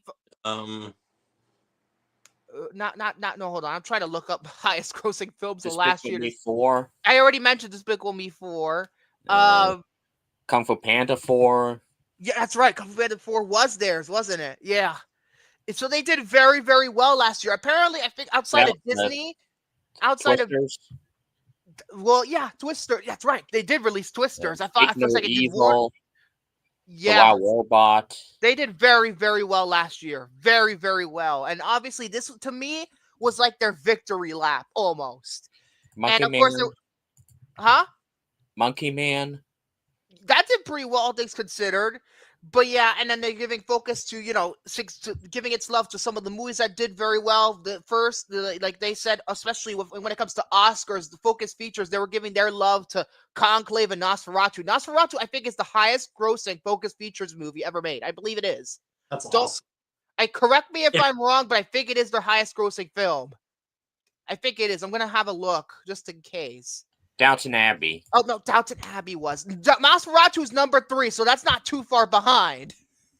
But Downton Abbey, fucking Downton Abbey for old people. Anyway, yeah. But it was the most successful movie they had in a while, that's for sure. First up, in terms of the big things, is, oh boy, Jurassic World Rebirth. Oh boy. I'm constantly optimistic because it's go on, because it's a director and Gareth Edwards is there. So Gareth Edwards was there, Scarlett Johansson is there, and Mahershala Ali was there. No Jonathan Bailey for some reason. Yeah, Gareth has said that he watched Jurassic Park 10 times a day when he was a kid. He said that he wanted audiences to feel like if it was a roller coaster ride. And apparently this new cut of this new trailer, I guess, that they showed, apparently, according to Caleb, they might have shown too much. And if it depends if they released that cut wide. But apparently in this footage, which, because they described the information that what's happening in the trailer, apparently there are now fire-breathing dragons. Not dragons, dinosaurs. That's metal. But you know what? If it was any other day, if it was any other Jurassic Park movie, I would have been upset. But you know what? I'll take it over a fucking robot girl. I'll take it over a fucking robot girl. Fuck you, Colin Trevorrow. Like me too, or whatever she said. Oh, they're alive, like me. That's exactly what she said. Really, she should have just said they're. I had to. Universal really wanted a sequel. Well, you know what? When I was watching... Oh, okay, they debunked it. Apparently, it was a Really Juliet wanted- surrounded by fire. Not he isn't. He wasn't fire breathing. He's surrounded by fire. Okay, that makes a little more sense. All right, that makes a little more sense. There you go. Okay, I'm not as upset. Okay. Next, DreamWorks goes up on the stage, gives their love to Wild Robot, as they should, because it was the best animated feature of the year. And they didn't even give it to them at the Oscars. What did they give it to? Fucking Flow, a movie nobody saw. Animation community. And everybody should see because it's fantastic. It's an art house movie. Of course, I'm not gonna watch it. Anyway, the next movie from DreamWorks is Gabby's Dollhouse, the movie, based on the Netflix original series. The show for preschoolers. Well, actually, the next movie is The Bad Guys 2, but afterward is the Gabby whatever. And from what I understand, with Gabby's Dollhouse, apparently it was created by two of the creators of Blue's Clues. Apparently they worked on this show, and now they're doing this movie. That's something, I guess. I don't know. Anyway, next, I think afterwards was The Bad Guys 2, I think. Yeah, Bad Guys 2. And apparently in this movie, the bad guys apparently are being lured out of good guying by a group called the Bad Girls. Oh, they should just called it. Isn't there a movie called Bad Girls? Isn't it a Western? I heard it was sucked. And the big news, more news about How to Train Your Dragon. Now, with the How to Train Your Dragon live action movie, they did screen it at CinemaCon before the presentation, and apparently I'm hearing very good word of mouth, but I'm not going to trust it just yet, because you know why? You know what other movie that got positive word of mouth at a CinemaCon was? The Flash. And look how that turned out. And plus, it still looks like the exact same movie again. However, they're confident enough in this movie to set up a remake of How to Train Your Dragon 2. Yes, they're going to do a live-action version where Gerard Butler is going to sacrifice himself in live action. I think. That is if they don't change a lot of the material. Yeah. Next. Well, you know what they say, if it ain't broke, don't fix it. But at the same time. Next up is a movie called Him, produced by Jordan Peele. It has to do with a college football star. He gets injured. He gets the opportunity to be coached by his mentor, played by Marlon Wayans. And apparently, this movie is a horror film, and it's basically about this football. From what I understand, it's about a football demonic cult. So I bet so it's not a gender swapped reboot of Her. No, it ain't. But apparently, I guess since it's Jordan Peele, there has to be some social commentary somewhere, which I'm going to just say maybe what it is that the demonic cult takes these steroids to get better at the football games. Because, of course, it's a football movie. Of course, they're going to reference steroids. So, next, Nobody 2. And Nobody 2 is, of course, the sequel to Nobody, directed by the guy who directed The Night Comes For Us. And apparently, Bob Odenkirk's character goes on vacation and things go bad.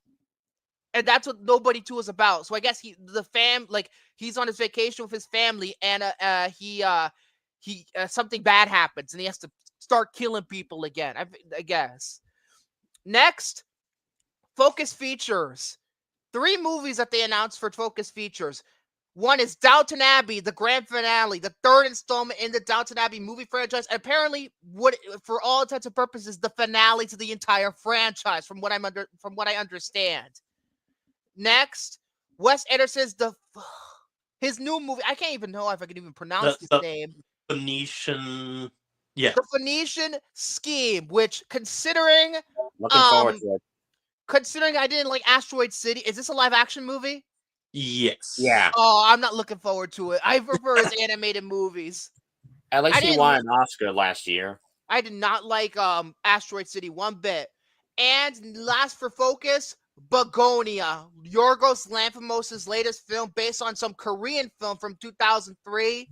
Once again starring Emma Stone and Jesse Plemons. because apparently he likes to work with them a lot. So that's it for Focus. Now, rant mode. Blumhouse! And guess what? So they start off with Freddy Fazbear, some guy in a Freddy Fazbear costume walking out. And guess who's inside the Freddy Fazbear costume? Oh, look! It's Jason Blum! With a Freddy Fazbear costume. The things that he even Oh, look, said, it's a metaphor for that last Five Nights at Freddy's movie. and he even said, "Oh, did I scare ya? The things I do for cinema." That's what he said, word for word. Oh, fucking Jason Blum, you suck. Blumhouse sucks. Okay, they suck. He says, "Quote that Blumhouse last year had the best year that they ever had." Really? Other than Speak No Evil, when was the last good movie they made? 5 years ago? Other than Speak No Evil was the best thing they put out in a very long time. But other than that, anyway, they start off with Drop, the new movie that's coming out this Friday, directed by Christopher Landon. And then Five Nights at Freddy's 2, because of course these stupid little kids want another one. Exclusively in theaters this December. They already put up the teaser online, so I don't have to really get into it. I like the first one. I'm not ashamed to say it, but you know. And let me guess, when I review this sequel, the FNAF fans are gonna go after me again. Oh, I wouldn't be surprised if it was, Soren. Next, The Black Phone 2, and this time Jason Blum is dressed like the Grabbler, Ethan Hawke's character in The Black Phone. Okay, Blum, enough. This is not cosplay. It's not comic convention. Okay. The Black Phone 2. Did we really need a sequel? And this is a guy who said the Black Phone was just okay at best. Do we really need a sequel? Didn't Ethan Hawke die at the end of that movie? How are they gonna do it? I can't remember.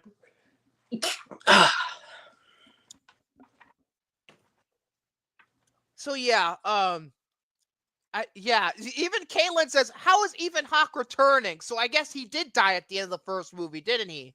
Or maybe it's another Black Phone guy. I don't know. Next, you see Megan. I am not saying M. Freegan. Soren, I am not saying that. Yeah, you're saying it right. No. So there's a bunch of Megans who come out, and it's a fucking dance party, and they all dance to Britney Spears' "Oops, I Did It Again." I shit you not, this actually happened. Oh yeah. Why? I love the first Megan. I hated it. There was a movie this year that did it better. It was called Companion. Companion is the best film of the year. So frankly, I want to see. Okay, I'm gonna get to my comment just a little bit. Hold on. I'm gonna cross that bridge when we get to it. I'm gonna say that comment when we get to it. So yeah, they had the trailer out for it. The trailer's out online. I haven't looked at it, but apparently, from what I understand, they turned Megan into an anti-hero. Shoot me. Because some evil organization did a Megan clone, I guess. I'm just happy that they're doing just something completely different with the sequel and just not doing the same Next thing. up is the spin-off to Megan called Soulmate. Caitlin says this best. I think we saw Soulmate in January. It was called Companion. Blum! You ripped off the best film of the year, cash cowed it, and put it as a spin-off to Megan. In the words of Iris, go to sleep. Damn it. In fact, I say this right now. There should be a sequel to Companion where she beats the shit out of whatever the fuck, the soulmate robot, whatever that's about, and beats the shit out of Megan. It would be the quickest movie in the whole universe. She kicked her ass, and you know what? I will be a standing ovation, and they'll call it the best movie of the year. Seriously, Blumhouse is unoriginal. Oh, rant over. Now we're going over 2026 movies. April 2026, Super Mario Bros. 2. I'm looking forward to it. The first one had flaws, but you know what? I really liked it. As much as I can't stand beaches, I liked the rest of it. I can only hope the sequel gets better all the flaws I gave the first I movie. think they have enough time to give it a little bit of a fair shake, like improve where it needs to be. Because I think the Mario movie, despite its flaws, I think it's one of the better Illumination movies out there. Because I can't wait for Bowser to sing Daisies. Fuck off. Or Rosalina's. Or Pauline's. Or. Alright, I'm done. In July, Minions 3. Oh, hell no. Oh, hell no. I had to deal with the whole memes with Minions 2 and the fucking ties and adults being obnoxious over it. It's not a good movie. It's not a good movie. I already felt like there was a third Minions movie. I'm sick of seeing them every year, okay? Christmas, Shrek 5, and no, we did not get any footage from it. Let's hope that the people were complaining about the whole cast reveal video. I bet you that animation is not going to be in the final product. They just rushed it out to get something out. At least I hope it's not the actual animation that they're going for. I think I like the animation, all right, but also it's like you see like 2 frames of it, more or less. And in the summer of 2026, we have the new film from Steven Spielberg, which used to be called The Dish, but now that's become untitled, and the new Christopher Nolan movie, The Odyssey, which I think is filming right now. Yep. And then the last thing that they show, what else can they show? That, frankly, this is going to be their biggest film of the year. Without a shadow of a doubt. It's going to be their biggest moneymaker. This is the movie they're going to be betting seats on. It's Wicked for Good. Mm-hmm. Where's my fucking trailer? Where's my trailer? Where is my trailer? Where? Well, apparently, from my hear, Cynthia Erivo actually co-wrote a new song with Steven Schwartz. So maybe this will be the time where she finally gets an Oscar. And apparently Cynthia Erivo and Ariana Grande were there. So obviously they got a fucking huge ovation from the audience just because, frankly, that move Wicked last year was a phenomenon. It absolutely was. It was a phenomenon. I would say the same thing is going to happen here. It's going to be the new phenomenon until Avatar. Damn it! Speaking of which, where is my trailer, Cameron? Same. Where is my trailer? Where? I think I heard they're gonna put in front of Thunderbolts Asterix next month. I would hope that they would, but I don't see anything. I would hope that they would. Anyway, Mark Platt, the producer, is there, fresh off of the movie that we shall not be named.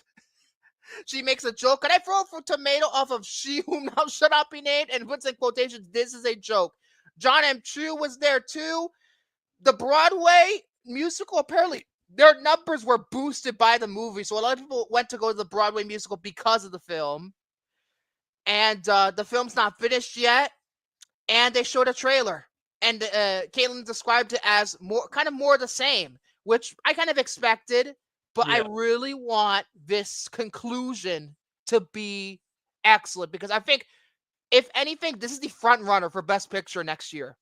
It really is. I think it really is. I think it is the front runner. I mean, another candidate might be the new PTA movie, or the Michael Jackson documentary. I don't know about Michael Jackson because Lionsgate has to reshoot the entire third act, so I'm not sure about that. And plus, 2 parts. Yeah. Honestly, I'd rather they go the brutalist route and just make one movie with an intermission, but that's just me. So next up is, in terms of studios, is Amazon MGM. I'm not going to go through this too much. I still have 2 hours to go, but I'll give you some highlights. What I thought was going to happen during this press event, because remember, I said last time that they wanted Amazon MGM wants to boost up how many films they produce per year. They want to put 15 movies out in theaters starting next year. So I was like, you know what? In order to start off with a bang, I figured they might go big or go home and announce the new James Bond right there. But no, they didn't. The only thing that they said was Amy Pascal and David Heyman are in London. They're getting started on the project, and that's it. No new James Bond. Lame. And honestly, Amazon MGM was kind of lame because I thought that was going to be their big thing. So, And I hear rumors the director is actually going to be Alfonso Cuarón. that would be interesting. That is interesting. I kind of like that. And I hear rumors it's actually going to be Alan Taylor Johnson. I've heard the rumors as well. It's going to be Aaron Taylor Johnson. But the best thing on MGM slate next year, which is the first thing they showed, that this looks promising. It's a movie called Project Hail Mary, based on a novel by Andy Weir, who wrote The Martian. The screenplay was written by Drew Goddard, who wrote the film adaptation of The Martian, directed by Phil Lord and Christopher Miller. Their first live-action film since 22 Jump Street. Let's just hope they don't screw everyone over behind the scenes like they did with Spider-Verse. What, they apparently screwed people over behind the scenes?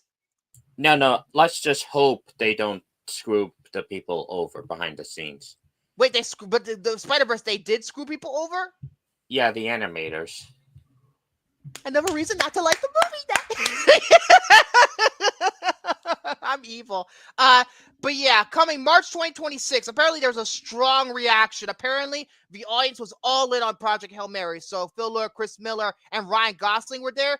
And for the most part, apparently, most of what they said was ad-libbed. For example, Ryan Gosling shouts out the cinematographer right out of the gate. You want to know who's the cinematographer for Project Hail Mary?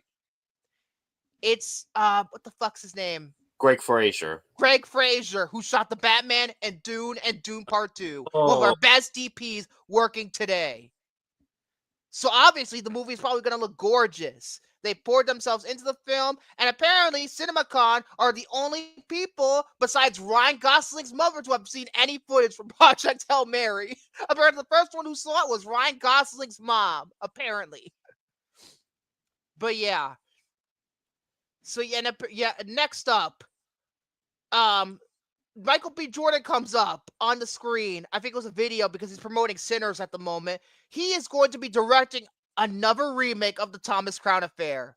Yeah, another. Yeah, really? Yeah. Oh boy, and I wasn't a fan of the original Thomas Crown Affair. And bear in mind, I didn't see the remake with Pierce Brosnan, I believe. Yes, Pierce Brosnan. And yeah, Pierce Brosnan and Rene Russo. That's what it is. So yeah, he's directing it. No idea if he's starring. I have no idea if he's starring. What? It feels so random. Yeah, it does feel a little random. Next up, a movie called Verity, starring Dakota Johnson, Anne Hathaway, and who's the guy in it? Who's the guy in that? Let me look it up real quick. I could just... Josh Hartnett. Josh Hartnett. And apparently, this is based on a novel by Colleen Hoover. And apparently, when they said her name, apparently the crowd groaned. Legit. During the presentation, the crowd was groaning at the mention of Colleen Hoover's name. That's how you know you done fucked up, Hoover. I don't know if I even have faith in this movie, considering it's a fucking Colleen Hoover adaptation. But then again, I predicted this would happen. Well, to be fair, the director has proven himself with The Big Sick, and I hear. I like The Big Sick. And from what I've seen of it anyway, the drive-through scene is hilarious. I think it was a drive-through. And I do hear good things about The Eyes of Tammy Faye. Next up, After the Hunt, starring Andrew Garfield, directed by Luca Guadagnino. Fuck yourself. So is this a sequel to the Mads Mikkelsen movie or the Hilary Swank movie? Oh, that Hilary Swank movie was terrible. That movie was awful. And it tells the story of a professor who gets turned upside down by scandal, because apparently Andrew Garfield's character in this movie, he gets Me Too'd, and Julia Roberts plays his lawyer trying to defend him in the case. It's about Me Too. Go figure. She said, which was about the Me Too movement, bombed. This movie's going to bomb as a result. I'm sorry. Luca Guadagnino is not a draw. He's not a draw. Challengers flopped. People say, oh, that's one of the best movies. It was a very successful movie. No, it was not. It was a flop. Unless he's still on board with that Sergeant Rock movie with DC. Oh, God. I can't believe he's doing a movie for DC. Next up, Mercy, starring Chris Pratt and Rebecca Ferguson. Apparently, he's tied up to a chair the whole movie. And I'm not sure why. The same guy who brought us the Ben-Hur remake. Oh, it is Timur Bekmambetov. But Oh, he also God. directed Wanted, so... Did he direct that other... Not Searching. He didn't direct that, but it was a movie similar to Searching. Like, about some terrorist group or whatever. I forgot what that was called. Profile. That's what the movie was called. Next, they were promoting The Accountant 2. Don't need to go into that. That movie's coming out, I think, this weekend or next weekend. Something like that. Now, the next one. A lot of people were baffled in the audience when they were looking at this. It's a movie called 3 Bags Full. It's a movie about sheep solving a murder mystery. Sheep solving crimes. There was footage. I mean, hey, if mice can solve crimes in Great And this is live action, mind you. This is not animated. This is live action. What? Yeah, this is live action. And Hugh Jackman, for some reason, is in it. And Emma Thompson. What? This sounds like a fucking joke. And directed by the director of some of the Minions movies. Oh, may God have mercy on my soul. Next, Crime 101 with Chris Hemsworth and Halle Berry. I've heard it described as Ocean's 11 meets Heat. Nothing more of that. And then next up is a movie called Is God Is with Vivica A. Fox. She plays like this sick mother who tells her 2 kids who like got involved, like their father was like burned their faces or whatever, and they're gonna get revenge on the father or something like that. That's an Orion movie, not MGM. It was not, but it's under Orion. So they mentioned another movie they mentioned was Your Mother, Your Mother, Your Mother, starring Mahershala Ali, and I did not misspeak. That's the title of the movie. Your Mother, Your Mother, Your Mother. That's the title of the movie. And they mentioned the Bond thing. Masters of the Universe. Now, I wasn't looking forward to Masters of the Universe at first, but I'm going to tell you right now, I'm excited. You want to know why? Travis Knight. Travis fucking Knight. Mm-hmm. He directed Bumblebee, Kubo and the Two Strings. Did he direct something else that I'm not thinking of right now? And it's also written by the guy who wrote some of the Leica movies. And I think it's the same guy who wrote Kubo. Correct me if I'm wrong. Yeah. There you go. And apparently, they're using practical effects in this movie. Okay.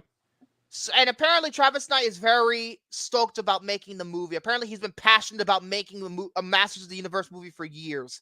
Honestly, if it was somebody else, like, for example, I remember when the Nee brothers, who directed The Lost City with Sandra Bullock, was on the board to direct. I was not looking forward to the movie back then, but now that Travis Knight's on board, yeah, I'm all in on He-Man. I mean, it's Travis Knight. Come on, it's Travis Knight. He saved Transformers for a bit. I mean, come on, he could save He-Man. And then afterwards, they closed out by having all the group of talent taking a selfie on stage. This is like the Ellen Oscar thing. Remember when that happened? I do remember that night. I don't know how that became such a popular thing, but hey, whatever. Next studio will be Paramount. Apparently, Amazon MGM's reception was not very good, by the way, for their presentation. Gee, I wonder why Amazon MGM wasn't successful in their presentation. Next is Paramount. So they start off with hold on. The Chris Aronson, president of domestic distribution, comes up on the stage, and There's an LED motorcycle show apparently promoting Mission Impossible. Although Caitlin said this feels more like Tron. And Chris says that 2025 is a transition and inflection point for Paramount. That's because, remember, they're merging with Skydance. Skydance is buying them out. This is probably their last year as an independent company. After Spyglass buys them, I don't know what's going to happen to Paramount. Well, let's just hope Mission Impossible does well, considering its massive budget. Yes. So, apparently, they start out with some big news. The Paramount made fun of remember when I said last week they announced the Beatles movies for Sony? They decided to make fun of that and say they are releasing 4 Paw Patrol movies. And they said, just kidding. Oh my god. Now the first thing they go over is 2026 and beyond. First, Children of Blood and Bone, which is shooting right now. Apparently, Lucasfilm had the rights to this book for a very long time, but they sold the rights to Paramount. Next, Heart of the Beast from David Ayer. From the director of The Woman King, Love and Basketball. Oh, I love The Woman King and Love and Basketball. Those are both The Old Guard. And then next up, the untitled collaboration between Matt Stone, Trey Parker, and Kendrick Lamar, which is coming out next March. Sonic 4, Scream 7, and all they did was just shout out Scream 7. No news. Then again, we already know most of the cast at this point, so I don't think we really need news unless we're gonna know what the fucking movie's about. But anyway, the first big thing is The Running Man, directed by Edgar Wright, his first movie in God knows how long, and this is a remake of the Arnold Schwarzenegger classic starring Glenn Powell. I hope this is better than Last Night in Soho, his last movie, which I did not care for very much. Let's just hope this is a better Sub-Zero movie than the Mortal Kombat movie this year. And, also starring in it was Coleman Domingo and Josh Brolin. So, you have a good cast. So, we'll see what happens with that. The footage is not really all that complete, so I can't really comment too much about it. Next, Paramount Animation comes up on the stage, and the first thing they announce is, for real this time, Paw Patrol, the Dino movie.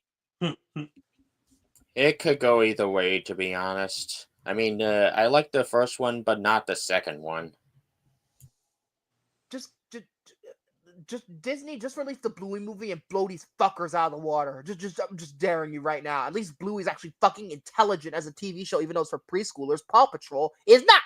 Anyway, next is The Legend of Aang, The Last Airbender, which is the sequel of sorts to Avatar, The Last Airbender, the animated title.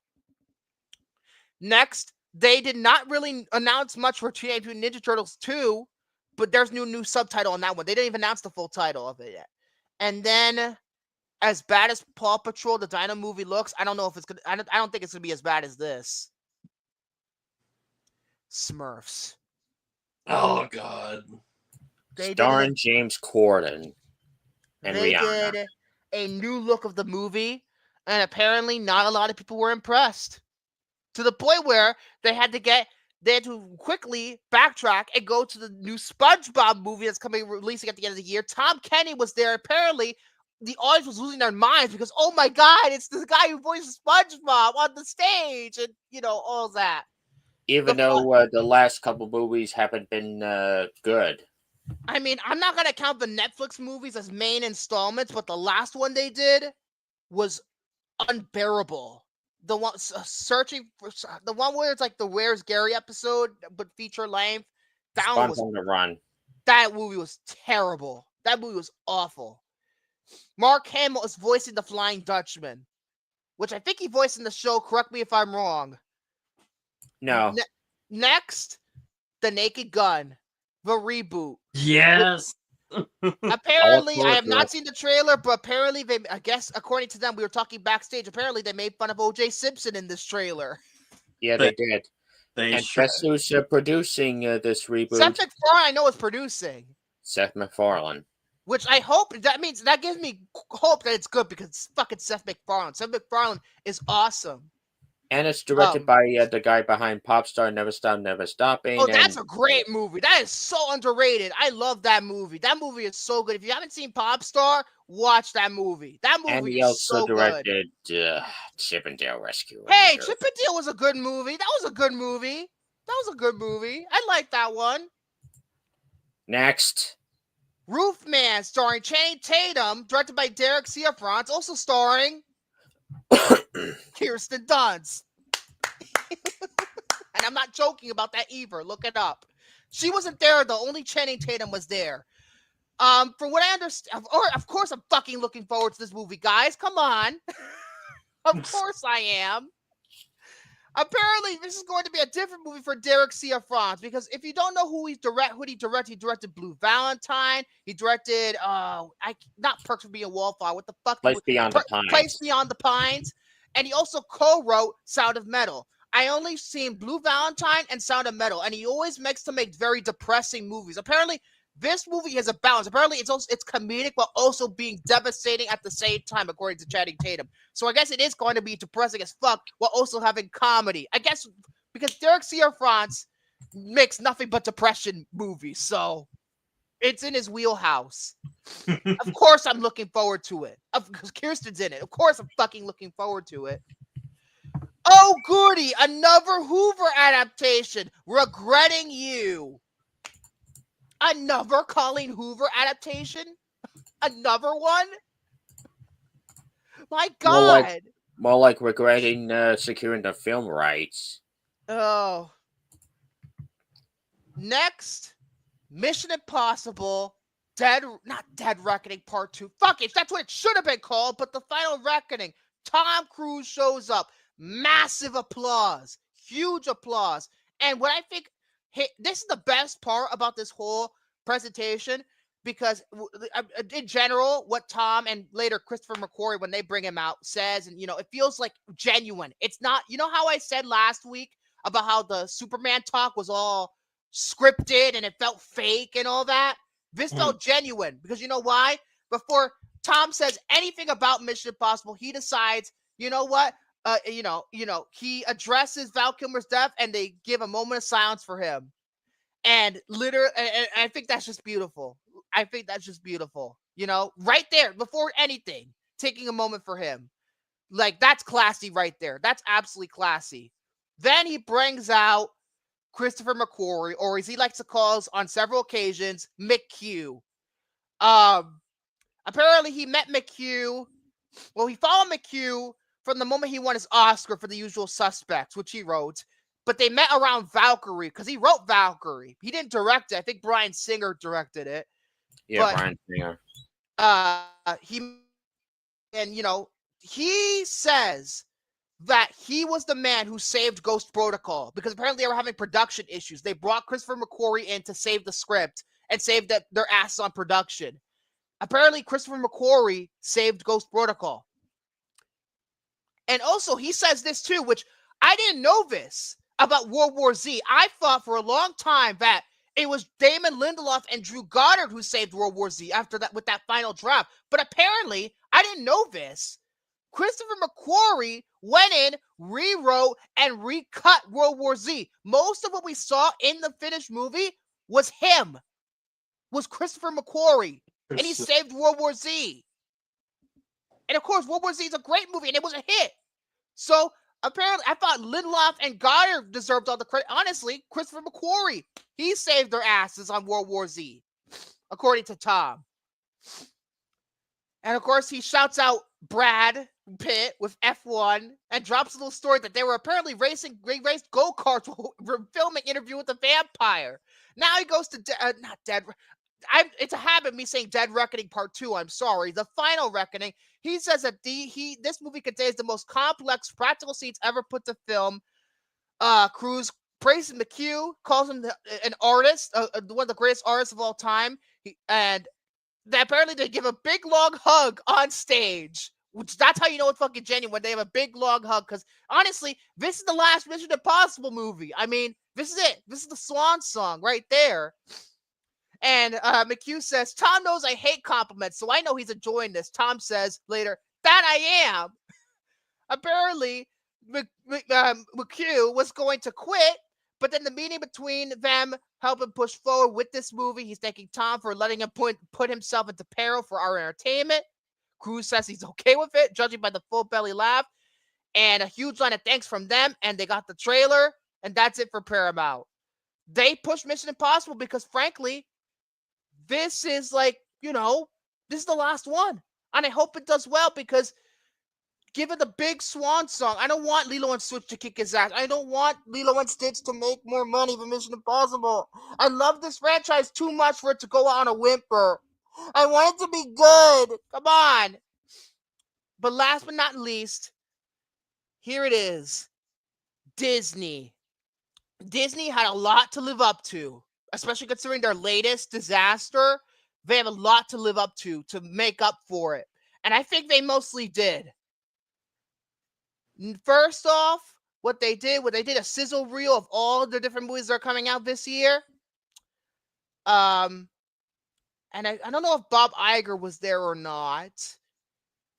I don't think he was. But oh yes, the head of distribution is wearing a Stitch jacket, like apparently a really cool Stitch jacket. You know what? I'll take it over David Zaslav wearing the Ken uniform and in a Barbie car dancing to Barbie girl in 2023.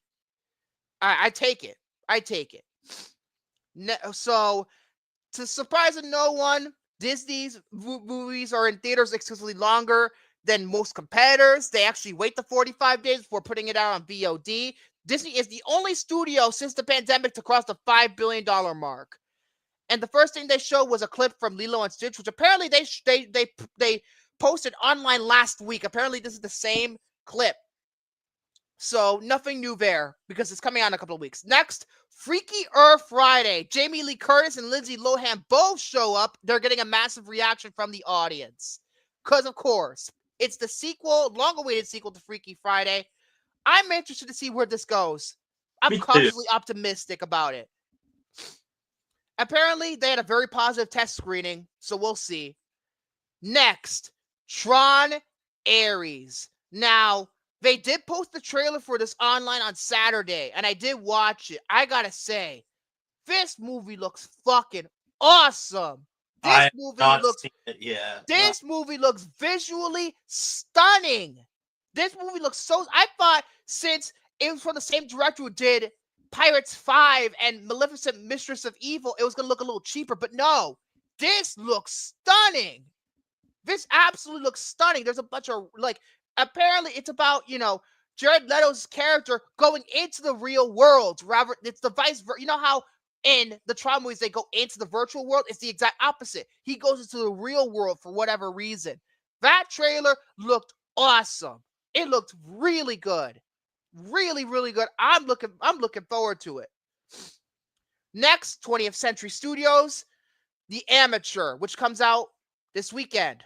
I don't think it's going to do well, but I heard the movie's actually not bad. I heard it's actually pretty damn good. But next, one of my most anticipated movies for 20th Century Studios, Predator, Badlands. The long-awaited, not sequel, but the latest Predator movie after Prey was so successful. And not just this one, but also Predator, Killer of Killers. They didn't do it at CinemaCon. They just dropped the trailer today out of nowhere. Apparently it's animated and it's an anthology. And apparently they're doing the fucking ninja samurai idea that I lobbied heavily for. So you know what? And Dan Trachtenberg's doing that. His first animated movie. So you know what? I'm looking forward to it too. Maybe not as much as the live action because I prefer the live action. Obviously, I prefer live action or animation. But I'm going to see it. Without a doubt, I'm going to fucking see it. So, with this movie, with Predator Badlands, they're going to do something that hasn't been done since the Alien vs. Predator movies. Elle Fanning's character needs to team up with the Predator. Again, this hasn't been done since Alien vs. Predator.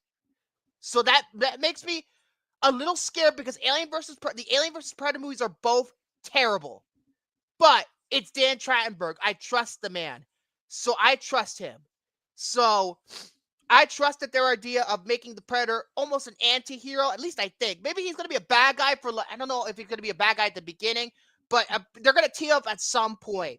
So I'm interested. There's no trailer for that, though. We'll see. But apparently, there was a very loud reaction for it. So obviously, this is going to be exciting. And it comes out November 7th, one day before my birthday. This is my birthday movie this year. Dan Trachtenberg treated me right because I praised this movie, Prey. Day one, gave it 5 stars, called it one of the best films of the year. And Dan Trachtenberg was like, oh, you know what? Here for your birthday. New Predator movie. Next up, also from 20th Century Studios, Deliver Me From Nowhere, starring Jeremy Allen White and Jeremy Strong. This is the Bruce Springsteen biopic. Oh, yeah, I forgot that was coming out. Apparently, A Complete Unknown did well. Maybe this will do well, too. From the director of Crazy Heart and Black Mass. Oh, it's from Scott Cooper? I'm in. It's Scott Cooper. I'm in. He also directed Antlers, which is an underrated movie if you haven't seen it. I've also really wanted to see his movie, The Pale Blue Eye, that's on Netflix. Next up, Ella McKay. The first movie in a very long time from director James L. Brooks. Now, hopefully this turns out better than his last movie. Oh my God, I heard so many bad things about How Did You Know? Apparently it costed $100 million. Why? Because all these actors are expensive for some reason. But if you don't know who James L. Brooks is, first and foremost, you probably know his production company, Gracie Films, and their memorable logo at the end of every Simpsons episode. But he's produced many films and directed many films. He directed Terms of Endearment, Broadcast News, As Good As It Gets. As Good As It Gets. But he also produced a bunch of other movies. Say Anything. He also produced my favorite movie of all time, Jerry Maguire. So obviously I'm in. He also directed The Edge of 17. He produced. Are You There, Guards Me, Margaret? He produced that as well. War of the Roses, Big. Yes, and of course he co-created The Simpsons with Matt Groening and Sam Simon. So obviously, I'm hoping that this is going to be a good movie. I'm hoping. It has to be better than his last movie. So he says a few words about about the test audiences previewing the movie. Apparently, a woman came up to him and said the loveliest words to him. They're crying in the ladies' toilet. Compare that to Data. So yeah, apparently he's directing this. I'm looking forward to it. I am.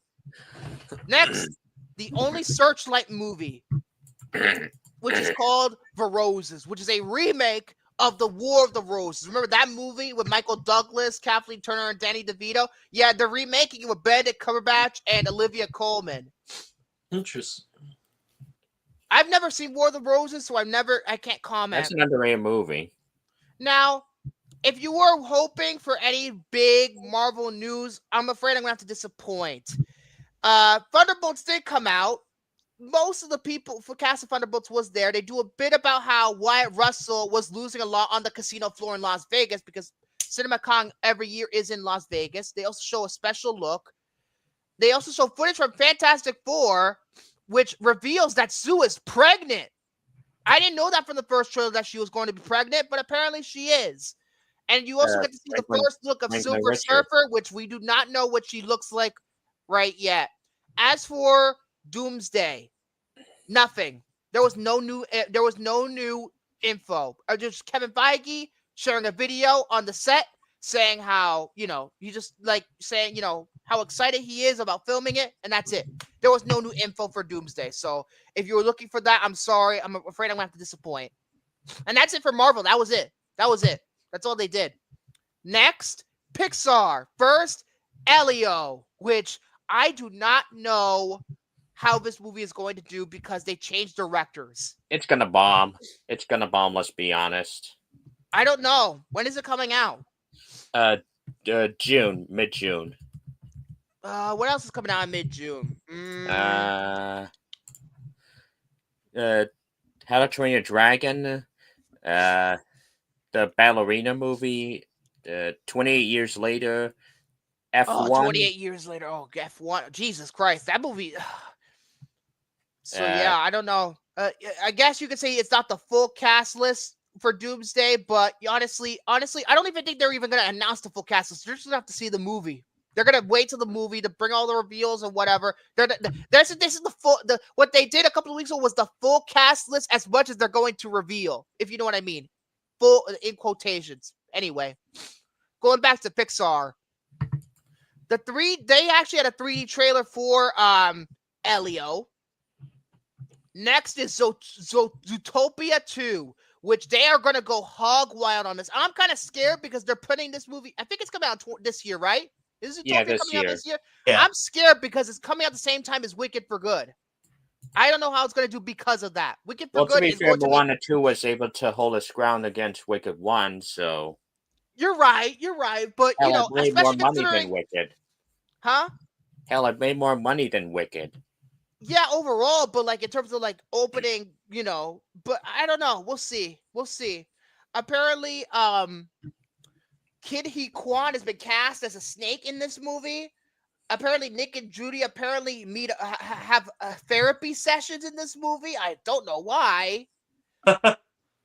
And then the moment everybody's been waiting for. Chan, I know he left, but shut the fuck up. Avatar, Fire and Ash, my most anticipated movie of the year. And yes, they did show footage. And yet, it's not available to the public. Even though I don't think they're masterpieces, I'm still looking forward to the next chapter of the Avatar series. But apparently, they pretty much confirmed that Avatar Fire and Ash is not going to get delayed. It's coming out this fucking year, ladies and gentlemen. It's coming out this year. No doubt about it. And that's it. That's it for CinemaCon. As for how I feel, like in terms of if I would rank how I feel about CinemaCon, who did the best, by far and away the best one, Universal. They made their presentation almost like a cinematic event, just with the live orchestra alone. And all the announcements, they were confident in their what they were doing. I genuinely think they are going to make a lot of money this year. I really do. Second place would be, honestly, it's a bit of a toss-up, but I'm going to go with, shockingly enough, Sony. I wouldn't think Sony would be this high, but apparently Tom Rothman, you shocked me. They put out some surprise stuff. I think with the Beatles announcement, they broke the internet. They broke the internet with the No Way Home, Brand New Day or whatever it's called, broke the internet, but the Beatles stuff, that broke the internet, bro. That did. Third place would be Disney. Next would be in fourth, Paramount. Yeah, Paramount. Yeah, that's where I would put it. 5 would be Lionsgate. 6, Amazon MGM. And at the bottom, just guess who's at the fucking bottom. Guess what's at the bottom. What's the only studio left? What's the only studio left? Blumhouse. No, that was Universal. And I put that as number 1 despite Blumhouse. Never mind then. It's Warner. It's Warner. Because of course I put Warner on the bottom. Of course I do. So that's it for CinemaCon, at least that's how I would rank it anyway. Now, I would go to commercial, but frankly, I feel like this movie that we're about to review is too important for a commercial. We have to jump in. I feel like if I had if in terms of commercials, usually I like to, have a laugh and break levity and have levity and things like that. But I feel like it's inappropriate for a movie like this. I mean, let's face it, folks. I have a daunting task ahead of me. This is probably the most important movie ever made, and we're reviewing it. And yeah, but we're going to do it anyway. We're going to tackle what I consider to be Steven Spielberg's masterpiece, Schindler's List.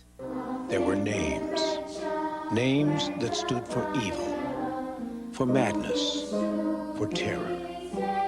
But there were also names that brought hope, that meant courage. Names like Oskar Schindler. Their lives meant nothing until their names meant everything to him.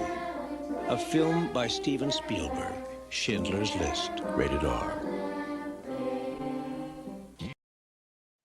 Okay, we're going right to it. Schindler's List is a 1993 American epic historical drama film directed by the one and only Steven Spielberg. His third time showing up in a movie in 3 weeks or 4 weeks because he executive produced Back to the Future Part 3. He directed Minority Report, and yeah, he's been showing up a lot lately on this show. Screenplay is by Steven Zalian, based on the book Schindler's Ark by Thomas Keneally, produced by Steven Spielberg, Gerald R. Mullen, and Branko Lustwig, starring Liam Neeson, Ben Kingsley, Ray Fiennes, Caroline Goodall, Jonathan Seagal, and M. Beth Davids. Were released on December 15th, 1993 by Universal Pictures and Amblin Entertainment. Budget was $22 million, and it made $322.2 million. Everybody knows what this fucking movie's about. So instead of just sharing with you what it's about, I'm going to tell you the awards it won. It was nominated for 12 and won for 7. It won Best Picture, Best Director, Best Adapted Screenplay, Best Musical Score, Best Production Design. At the time, it was known as Art Direction. Best Cinematography, and Best Film Editing. As for the numbers, if I could get out my numbers, 98% on Rotten Tomatoes, 9 out of 10 on IMDb. Now that is rare, very rare. I don't know what it is on Metacritic, but it's gotta be high. On Letterboxd, I believe that's a 4.3. Yeah, I'm pretty sure it's either a 4.3 or 4.2 or 4.3. I'm going to say it's it's actually a 4.5. It's one of the highest rated movies on Letterboxd. So, this is a bit of a daunting task. I mean, let's face it. Steven Spielberg has released masterpiece after masterpiece, yet out of all his masterpieces, I think this is the most masterpiece-ish of his biggest masterpiece out of his career of doing nothing but masterpieces. Yeah, it's one of those films where I have my favorite Spielberg films, and there's at least 1 or 2 Spielberg films especially that I would say I like more than this movie. But I would also say that this is the best film that he's ever made. By far and away. I don't think it's my favorite. E.T. will kind of always be my favorite film that he's ever directed. But to me, it's the greatest movie that he's ever directed. I mean, art is not objective, but this movie is an objective masterpiece. It is. It really is. I don't think, for a movie as long as this, there is not one thing that needed to be cut. Not one. And that's saying a lot, because you know me, I always go on about how this movie is too long or this movie drags on. No, this movie was deliberately paced for a reason. It was paced this way for a reason. This movie is uncompromising in terms of its content. There has been nothing like it since. I think it is brutal. It is disturbing. It is heartbreaking. It is gut-wrenching. But it is the most important movie that's ever been made. Ever. And that's saying a lot, because there's been a lot of important movies that's been made. But this is the most important movie, because you know why? I think with the vision of it all and all this other stuff, and just it's so fucked up. But you know why it's fucked up? Because it feels so real. But that's because it was real. All of this happened. All of it. And it's just a harrowing experience. I mean, the first time I watched it, numbers of years ago.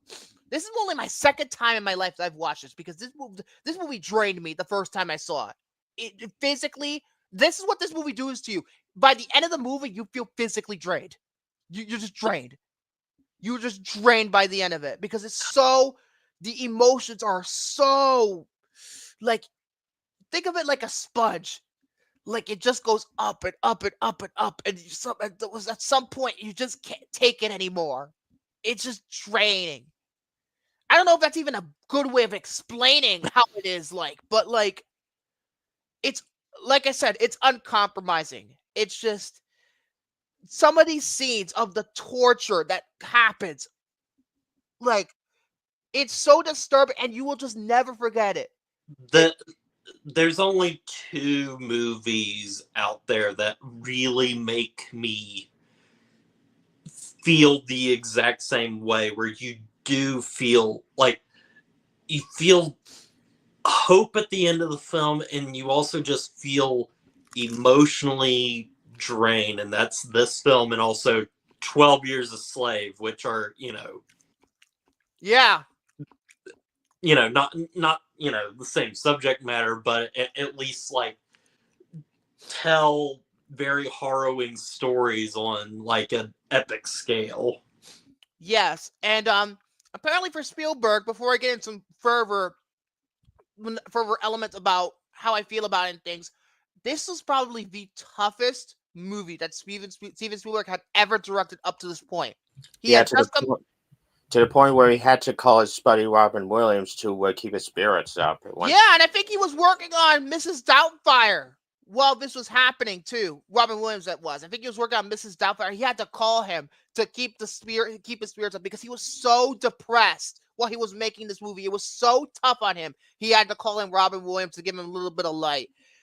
And honestly, that story is just wonderful. It really is. It goes to show how great Robin Williams was as a talent. But like, this movie brought him to the fucking ringer. I mean, my goodness. This movie, first of all, I just want to talk about how this is the most beautiful looking black and white movie I've ever seen. And that's saying a lot because this movie is so disturbing in its content. Yeah, it looks this is the first time Spielberg has worked with Janusz Kaminski for anything before. And he won Best Cinematography. And now, after Schindler's List, he became his sole DP. That's how brilliant of a cinematographer he is. I mean, this put him on the map. This really did. I watched this movie in 4K, and 4K does so well with black and white movies in particular. Like, this is, without a doubt, just one of the best looking black and white movies ever. The only other way it would be is like, an older black and white film, potentially with some rougher looking film stock. Yeah,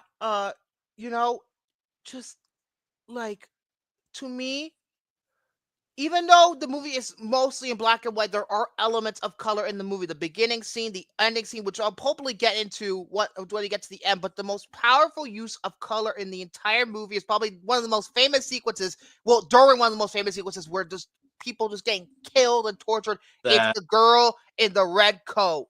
It is so evocative. It's just so powerful. That is my favorite scene of the entire movie. Just that entire sequence. They call it in the history books and stuff, the liquidation of the ghetto. Mhm. You just see all of this entire Jewish community just disrupted, destroyed, and it is just one of the most disturbing sequences ever put to film. But my God, I mean, only a director like Spielberg could pull something like that off. The fact that they did what they did, and it was just so harrowing to just also create this stuff. In that scene in particular is like, that's a fantastic, like, just choice of music right there. Mm-hmm. But yeah, the reason why they put the girl in red was mainly because it was supposed to symbolize how the members of the U.S. government knew that the Holocaust was occurring, yet did nothing to stop it. It was about as obvious as a little girl wearing a white coat walking down the street, and yet nothing was done to help these people. Nothing was done. It is a statement visually. It's a political statement visually, and it's powerful. It is absolutely just powerful. And then once again, it shows that. And remember, not in the middle of the movie, they show no. It's after the there's another scene. Oh, I wish I'll get to the scene when I get to it. I'll get to that train of thought when I get there. That whole thing is just, this whole movie is fucking horrifying. This movie is more of a horror film than most horror films I've ever seen in my entire life. Nightmare on Elm Street is less of a horror film than Schindler's List, because you know why? It actually happened. This is a true horror film. I Yep. mean, come on. I can't disagree with that. Yeah, and I'm going to talk about the performances now. I think Liam Neeson has done a lot of great work, but I think this is his greatest achievement as an actor. I really do. I really do. I really think so too, because I love Liam Neeson. He should have won over Tom Hanks. That's hard because Philadelphia is such a great movie, but yes, I think I go with Liam Neeson as well. Yeah. And I love Philadelphia. Jonathan Demme can't prove me no wrong, but my God, Liam Neeson in this movie. Continue, Jared. I was just saying that, especially now where like a lot of Liam Neeson's performances are just like the same. It's the Taken role. That's what it is. It's nice to see him in just a role where like I wouldn't say that like the performance is very like understated until the end, but we'll get to it. Quiet. He's reserved, and all of like the acting isn't really through like traditional like him just speaking his lines. It's the face. It's his emotions. That's what. Yeah. Especially, I'll get to a scene where he actually speaks in a moment. But like in terms of scene, like where he just has to emote. Again, the girl in the red coat, his reaction to seeing her, that shock, that he's fucking incredible in this movie. Ben Kingsley. Again, it might be his best performance he's ever done, period, too. I mean, I never really seen Gandhi, so I wouldn't know, but like... I would probably say Gandhi, but yeah, this is like close second. I mean, he is incredible in this movie as Schindler's right-hand man. I mean, and Oskar Schindler as a character is so interesting because he was a part of the Nazi regime. He was part of the Nazi party. He was a war profiteer. He was a womanizer. He was a very flawed individual. But by the halfway point, where he starts to help people, he starts to see in himself, really, too, the humanity that he has for people.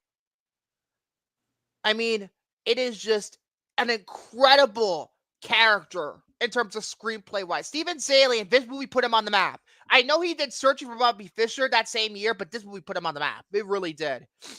And I think he's worked with Spielberg a couple of more times after this. I think, did he write Munich? I don't know. He might have written Munich. I'm not sure. I know Tony Kushner wrote it, but I'm not sure if Steven Zalian co-wrote it or not. But, yeah. Like, Oskar Schindler is like a complicated figure. And, you know, but by the end, he was a hero. You know, he was a hero. He might have not, you know, sure, at first, you know, he was saving all those Jews at the beginning of the movie, you know, putting them to work and whatnot for his own gain. But in actuality, he didn't realize this at the time, but at this point in the movie, but he slowly realizes that he's actually helping these people. Like, you remember that scene where that one old man goes up to him and says, "Thank you for giving me work." You know, he's not even getting paid anything, but he's like, "Thank you for giving me work." You know, that's evocative of the kindness that this guy has, you know? And, you know, again, he was sleeping with all these women and all this other stuff, but at the end of the day, he had humanity. And it's just, okay, I'm going to get to the scene where Liam Neeson, this is the scene that breaks me every time. It's towards the end when Oskar Schindler has to flee off before the Americans and stuff out to get him because they're part of the Nazis. And before he goes in the car to go off with his wife, he just says, "I could have saved one more, two more, three more This scene, I'll never forget it. The first time I watched it, I was in tears. Liam Neeson in that scene is just unbelievable. Like, right there, that's probably the greatest moment of his acting career. Right there. It's unbelievable. When you watch it's hard to put in words, but when you watch the scene, especially within the context of the movie and everything that you saw for the 3 hours this movie ran for beforehand, this scene happens. It is so emotional. It is just like he did so much for these people, and yet he thinks, he wants to save at least one more, at least 2 more, 3 more. He wants to help people. He has this humanity, and then they all kind of come in and console him. It's unbelievable. It's unbelievable. Like, sorry, my boogers are fucking driving me crazy. I'm not crying. I'm just, my fucking boogers are driving me nuts. But It's just unbelievable. It's an unbelievable film. That performance in particular, but I haven't talked about Ralph Fiennes yet. Ralph Fiennes, look, Tommy Lee Jones was amazing in The Fugitive. No doubt about it. You can't take that away from that man. You cannot, because The Fugitive is a fantastic movie. He is fantastic in it. In Tommy Lee Jones in that movie is able to play what you consume to be a bad guy. And then he turns good at the end. He's usually a softer side in him, a sympathetic side to him, and he's really good. But Ralph Fiennes in this movie, not only that does this put him on the map, this prepared him for Lord Voldemort. This did. It did. Although I think Lord Voldemort is a more showy role. yeah, Gomez is a fucking monster. There's no doubt about it. There's no human side to anything. No. You remember that scene where, he's out there on his balcony with his sniper shooting people? yes. Mm-hmm. Just like fucking nothing. It's fucking sport. One of the most disturbing scenes in the entire movie. It really shows how much of a fucked up person this guy was. I mean, literally, it's the point where you want to go on the TV and shoot him yourself. He's that evil. It's literally like evil incarnate. Fuck Michael Myers. This is evil incarnate. Right there. Like, it's true.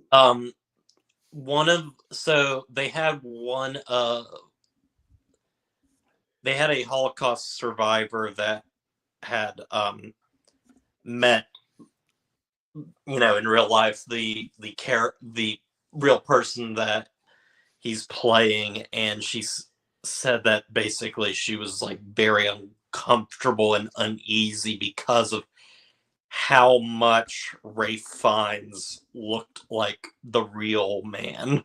Yeah, I mean, this shows, like, oh my God, Ralph Fiennes. Honestly, even though Liam is so great, you could argue Ralph Fiennes is the best performance in the entire movie because he has to play such a fucking cunt. I think I would agree with that. I think, yeah. I would agree with you. What I'm trying to say is that Tommy Lee Jones, as good as he was, did not deserve Best Supporting Actor. Ralph Fiennes, that was his fucking award. That was his award. Yeah. Because it is so hard for an actor to play that evil of a character. You realize how daunting that fucking task was, and probably what got to him. Probably fucked him up for a couple of months after filming. Mm-hmm. It is so.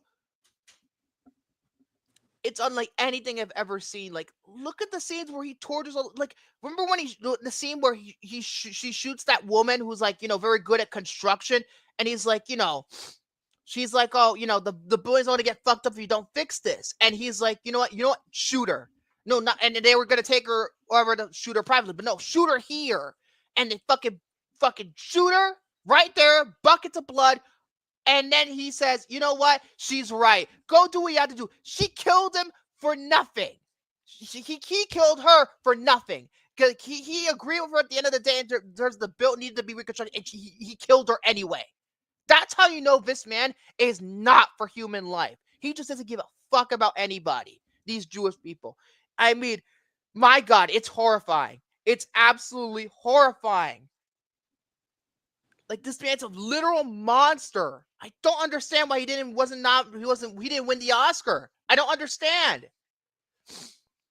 As for other scenes in the film, well, I guess in terms of like really what I don't mean to say this in a you know, like I admire this movie, but like the scenes that really stick out are really the torture scenes, and frankly, they needed to be that graphic. They needed to be that disturbing because it actually happened.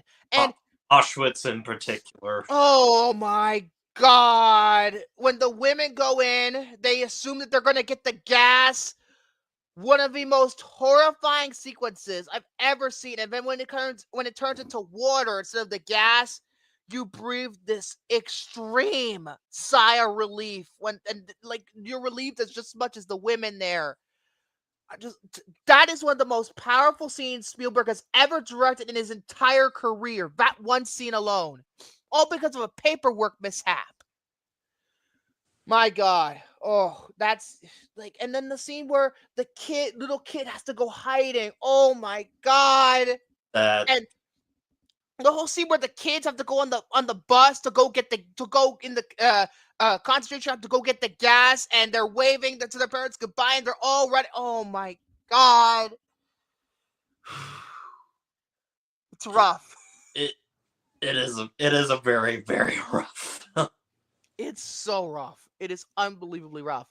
Yeah, it's just it's like free. It's like the fact that Spielberg was able to capture, like, I feel like Spielberg has said this on record. He made this movie for people to remember that this actually happened. You know, because a lot of people believe that the Holocaust wasn't real, believe it or not. Yeah. This movie proves once and for all that it did happen. And this movie, to me, I usually like movies that are entertaining. I usually consider films to be entertainment. This movie is not entertainment. To me, this movie is education. This movie is art. For whatever, may that be. Like, this movie makes you feel something and makes you learn something. And frankly, this movie today is more relevant than it ever has before, because frankly, I have a feeling we are going to be in a war in the next couple of years, maybe even months. And all this crazy stuff going on with people in power that are just doing all these crazy shit. Think of, say, the Palestinians and the Israelis, what they're going through right now. It's very similar to this in some ways. It's a movie that doesn't hold back, because frankly, it would be doing a disservice to the people who actually died for real. It would be doing a disservice if they chickened out, and showed a PG-13 version of it. I'm looking at you, boy in the striped pajamas. Anyway. Yeah. It just, to me, it feels so real. And the documentary style filmmaking is second to none. It really is. This is really the movie where Spielberg used handheld cam for the first. He kind of used handheld cam a little bit in his career beforehand, but this is the movie where he really started to use handheld cam, and it really helped him on Saving Private Ryan later on, because that movie is practically filmed almost entirely with handheld camera. Mm-hmm. So this, like, the messages it brings, and it's really important to hear. And I just want to say this real quick. I know that this film is R-rated, parents, but I'm going to say this right now. I'm going to say for about people in, say, maybe 5th grade onwards, kids need to be shown this movie in schools. I don't give a fuck if it's R-rated. I don't care how graphic it is. I don't care if there's sex scenes in it. This movie needs to be seen by children, because this actually happened. They need to learn from this movie that this actually happened, so they could prevent something like this from ever happening again. Mm-hmm. I think it's important to show this movie to kids. Yes, it's R-rated. Yes, it's violent. But again, people need to learn. We can't just tone it down. We can't just dumb it down for kids. We can't. It's like, I know, for example, I know we're going back to 12 Years a Slave here, but like Yeah. my sisters watched this movie. She was in, I think, her freshman year of high school, I think she saw 12 Years a Slave.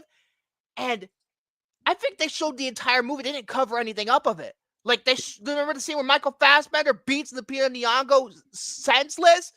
They showed that completely as is. Because, again, like that movie too, it happened. It actually happened. We can't just be going around, walking around it.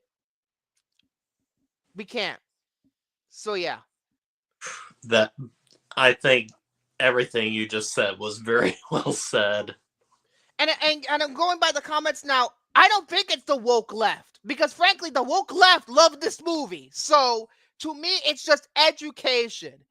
To me, because remember, I'm not a very particularly political person, but people need to learn what actually happened. Because frankly, I feel like I would make a political comment, but I don't think I'm going to, because it's very easy for me to make a political comment considering what we're going through right now. But people need to be learned that kindness and love and support, that's what people need right now. Mm-hmm. You know? And this movie shows that Oskar Schindler, despite, him technically being part of the Nazi party, he ultimately became a hero for these people. So I haven't heard you talk a bit about the movie. You want to express some of your thoughts right now? I'm trying to, while I try to fucking figure anything out that I'm missing.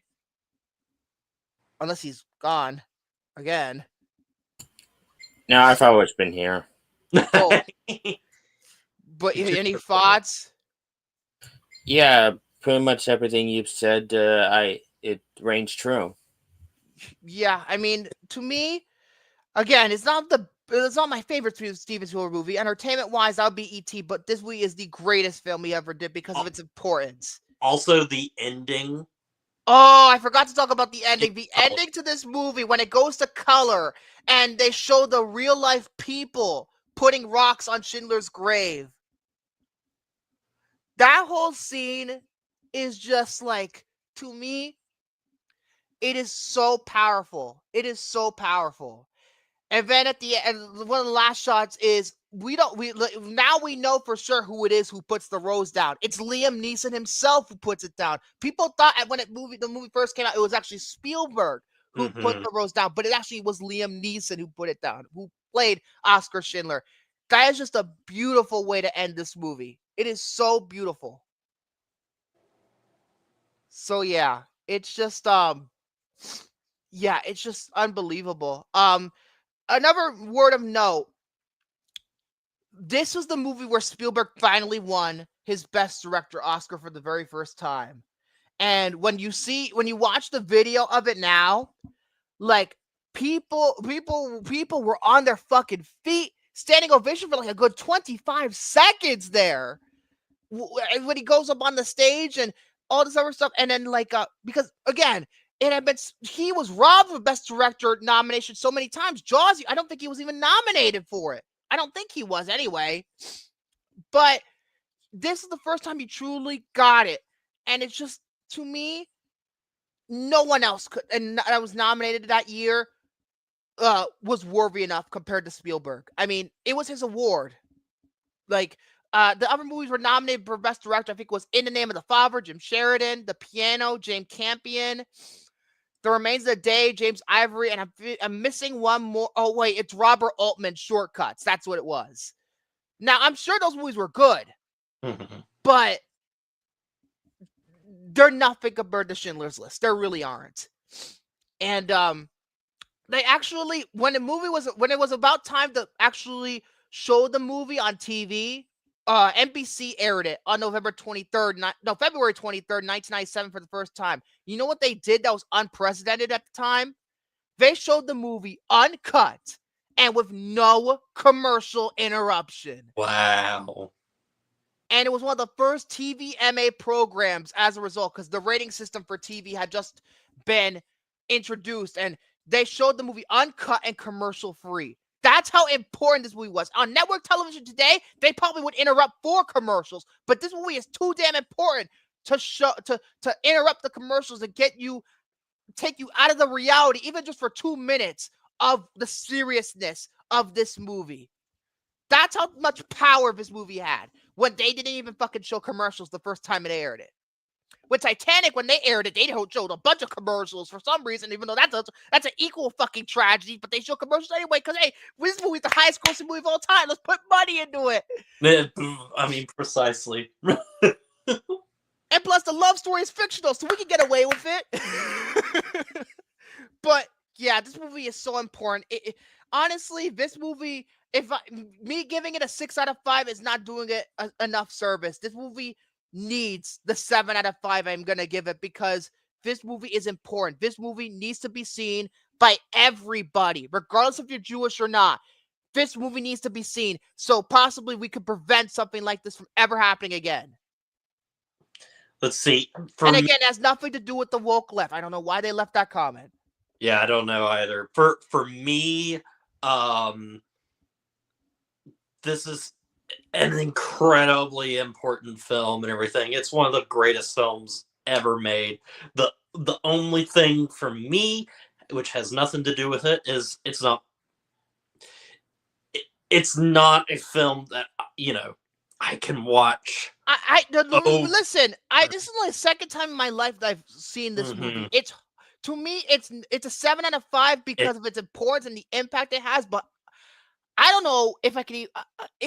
I don't know how many more times I could sit through this movie. I really don't know. I find this movie perfect, and I don't rank it among my favorite films of all time, but I rank it around as one of the best films. It's a 9 out of 10 for me. I'll give it a 10. You know, I'll give it a 10. Never mind. Soren? Gets my seal of cinema right there. Yep. I think it's just a true masterpiece. Like, I use the term masterpiece a little often, maybe more than I should, but this movie is a true sentiment. It's importance in not only in terms of the historical aspects of it, but the filmmaking in general. I didn't even touch the editing. I think the editing, some of the match cuts are flawless. Look at the scene at the beginning, in the opening scene with the candle. And then when it gets out and you see the smoke, it pans up and then it cuts to the train station. When it actually cuts to the actual beginning of the movie. One of the greatest match cuts of all time. It's just a brilliant film. Brilliant film. So yeah, great film. This is a great film.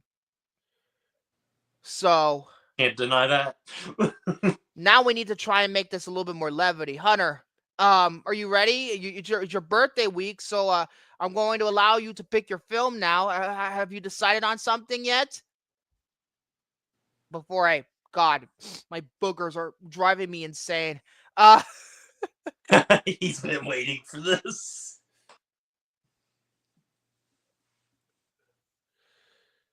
Okay. I might have to remove that comment. I don't know. This is yeah. I might have to. Yeah, I'm gonna try and see if I could. Yeah, I'm gonna remove that because the other one's absolutely, But the Raid. The Raid. That is one of my favorite action movies of all time.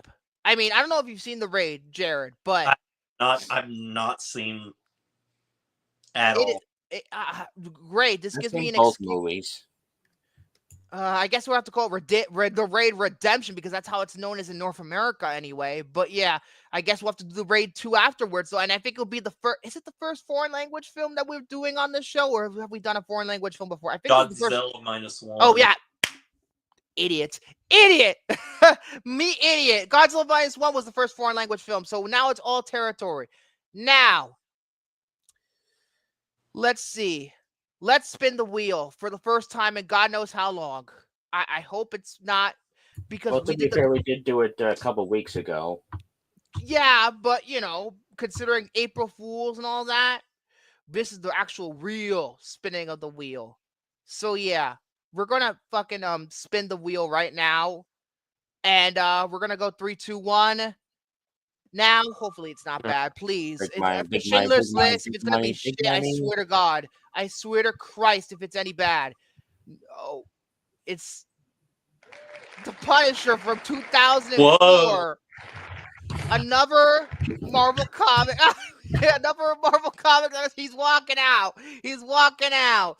The Punisher. I have never seen. I have, but I've only seen the director's cut. I don't know if I'm gonna watch the director's cut again or I'm gonna watch the theatrical cut. I don't know which cut I'm gonna watch. Maybe theatrical. I don't know. I don't know. What I know is that we're gonna do the Punisher. Oh, there you go. He owns the fucking theatrical cut. So yeah. I actually like this movie. I actually like the Punisher quite a bit. I actually do like that movie. So yeah, we'll do the Punisher next week. Yeah, next week. Oh man, my brain is all over the place tonight. Oh, one more thing. I gotta wash my hands before I do this. Give me a second. Oh my God, my boogers. God, hold on. Give me a minute.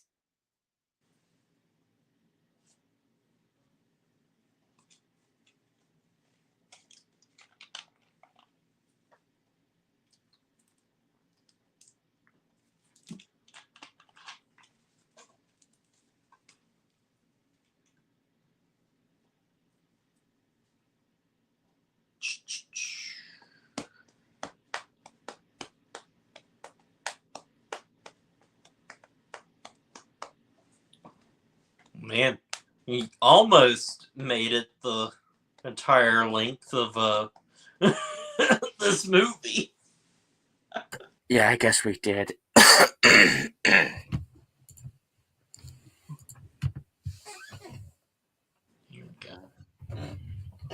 I'm back on. Now, before I go on here, I forgot to show y'all.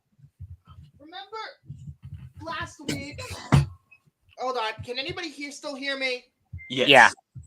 Okay.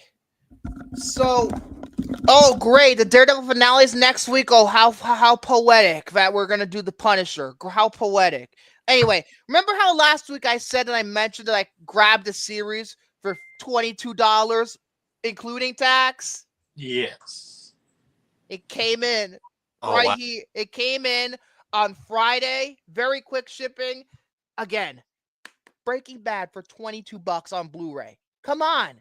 Like, this is legit. Look, Blu-ray and look, they everything is in here. Like, they have they come in all these old little sleeves, and they have like season 1 and and they have their own like the discs and everything. And I think what's irritating about this, I think it's argument can be made. This is like they did this because that's how it was aired, but they split season 5 into 2 separate seasons. They call it season 5 2 separate seasons, even though it's technically only 1 season because it aired in 2 halves. And they call this season 5, even though this should be called season 5 part 1. Instead of, season 5, and they call it the season 5 part 2, the final season. No, it's technically the second half of the final season. That's how it is on Netflix. Netflix put it in the correct order. It's 16 episodes. It's the longest season of the show. But yeah, Breaking Bad. I cannot believe I bought this for cheaper than Lost. Lost costed me over $100 at the end of the day, and that's my favorite show. Granted, Breaking Bad is also one of my favorite shows. Yet I paid $22 for the whole show. Like, it's a miracle that I even paid that much. And it comes with, if I can pull it out. Hold on. This is going to be a pain in my ass. Because it's stuck real good in there. Oh, fuck. Oh, Jesus. Come on. I hope I don't. Hold on. I'm not going to fucking break this shit. I take good care of my crap. Where the hell? Come on. Can I just shake it out? Come on, baby. Come on, baby. Oh, Jesus. It's stuck in real good there. Hold on. Oh, God. This is going to be me 5 minutes struggling to take this out. It's me struggling to get out a disc in 5 minutes. Oh, God. Damn it. Why can't... I hate the fucking packaging. They just put the bonus disc in this little sleeve here, and it's hard to get out. Like, the sleeve, I'm trying to be as gentle as I possibly can. Oh, come on, baby. Come on, baby. Come on. Oh my God. Anyway, there's the bonus disc is in here. I know that for sure. And apparently it comes with a 2-hour documentary about the making of the last season. And it's exclusive to this set that I have right here. Again, $22, and there's like what 60 plus hours of bonus features on this shit. Wow. It's better That's than the definitely fucking. worth. Definitely worth paying $22. Look, this costed me about as much as a Netflix subscription for 1 month. Because Netflix is so fucking expensive these days. Like we pay like what $25 for it. Again, $22, and I have the whole show, and it's here to stay in my collection. Come on, physical media. Fuck you, tariffs. Fuck you. Fuck these tariffs. Oh, great. I have to put the fucking warning sign because I'm getting political now. Where's my fucking with the banner? Oh yes, yeah. Fuck the tariffs. They're ruining physical media. The physical media is now going to be even more expensive because of the orange head in the White House. Fuck that shit. And moving on. That's it for the show. All Good right. night, everybody. Like-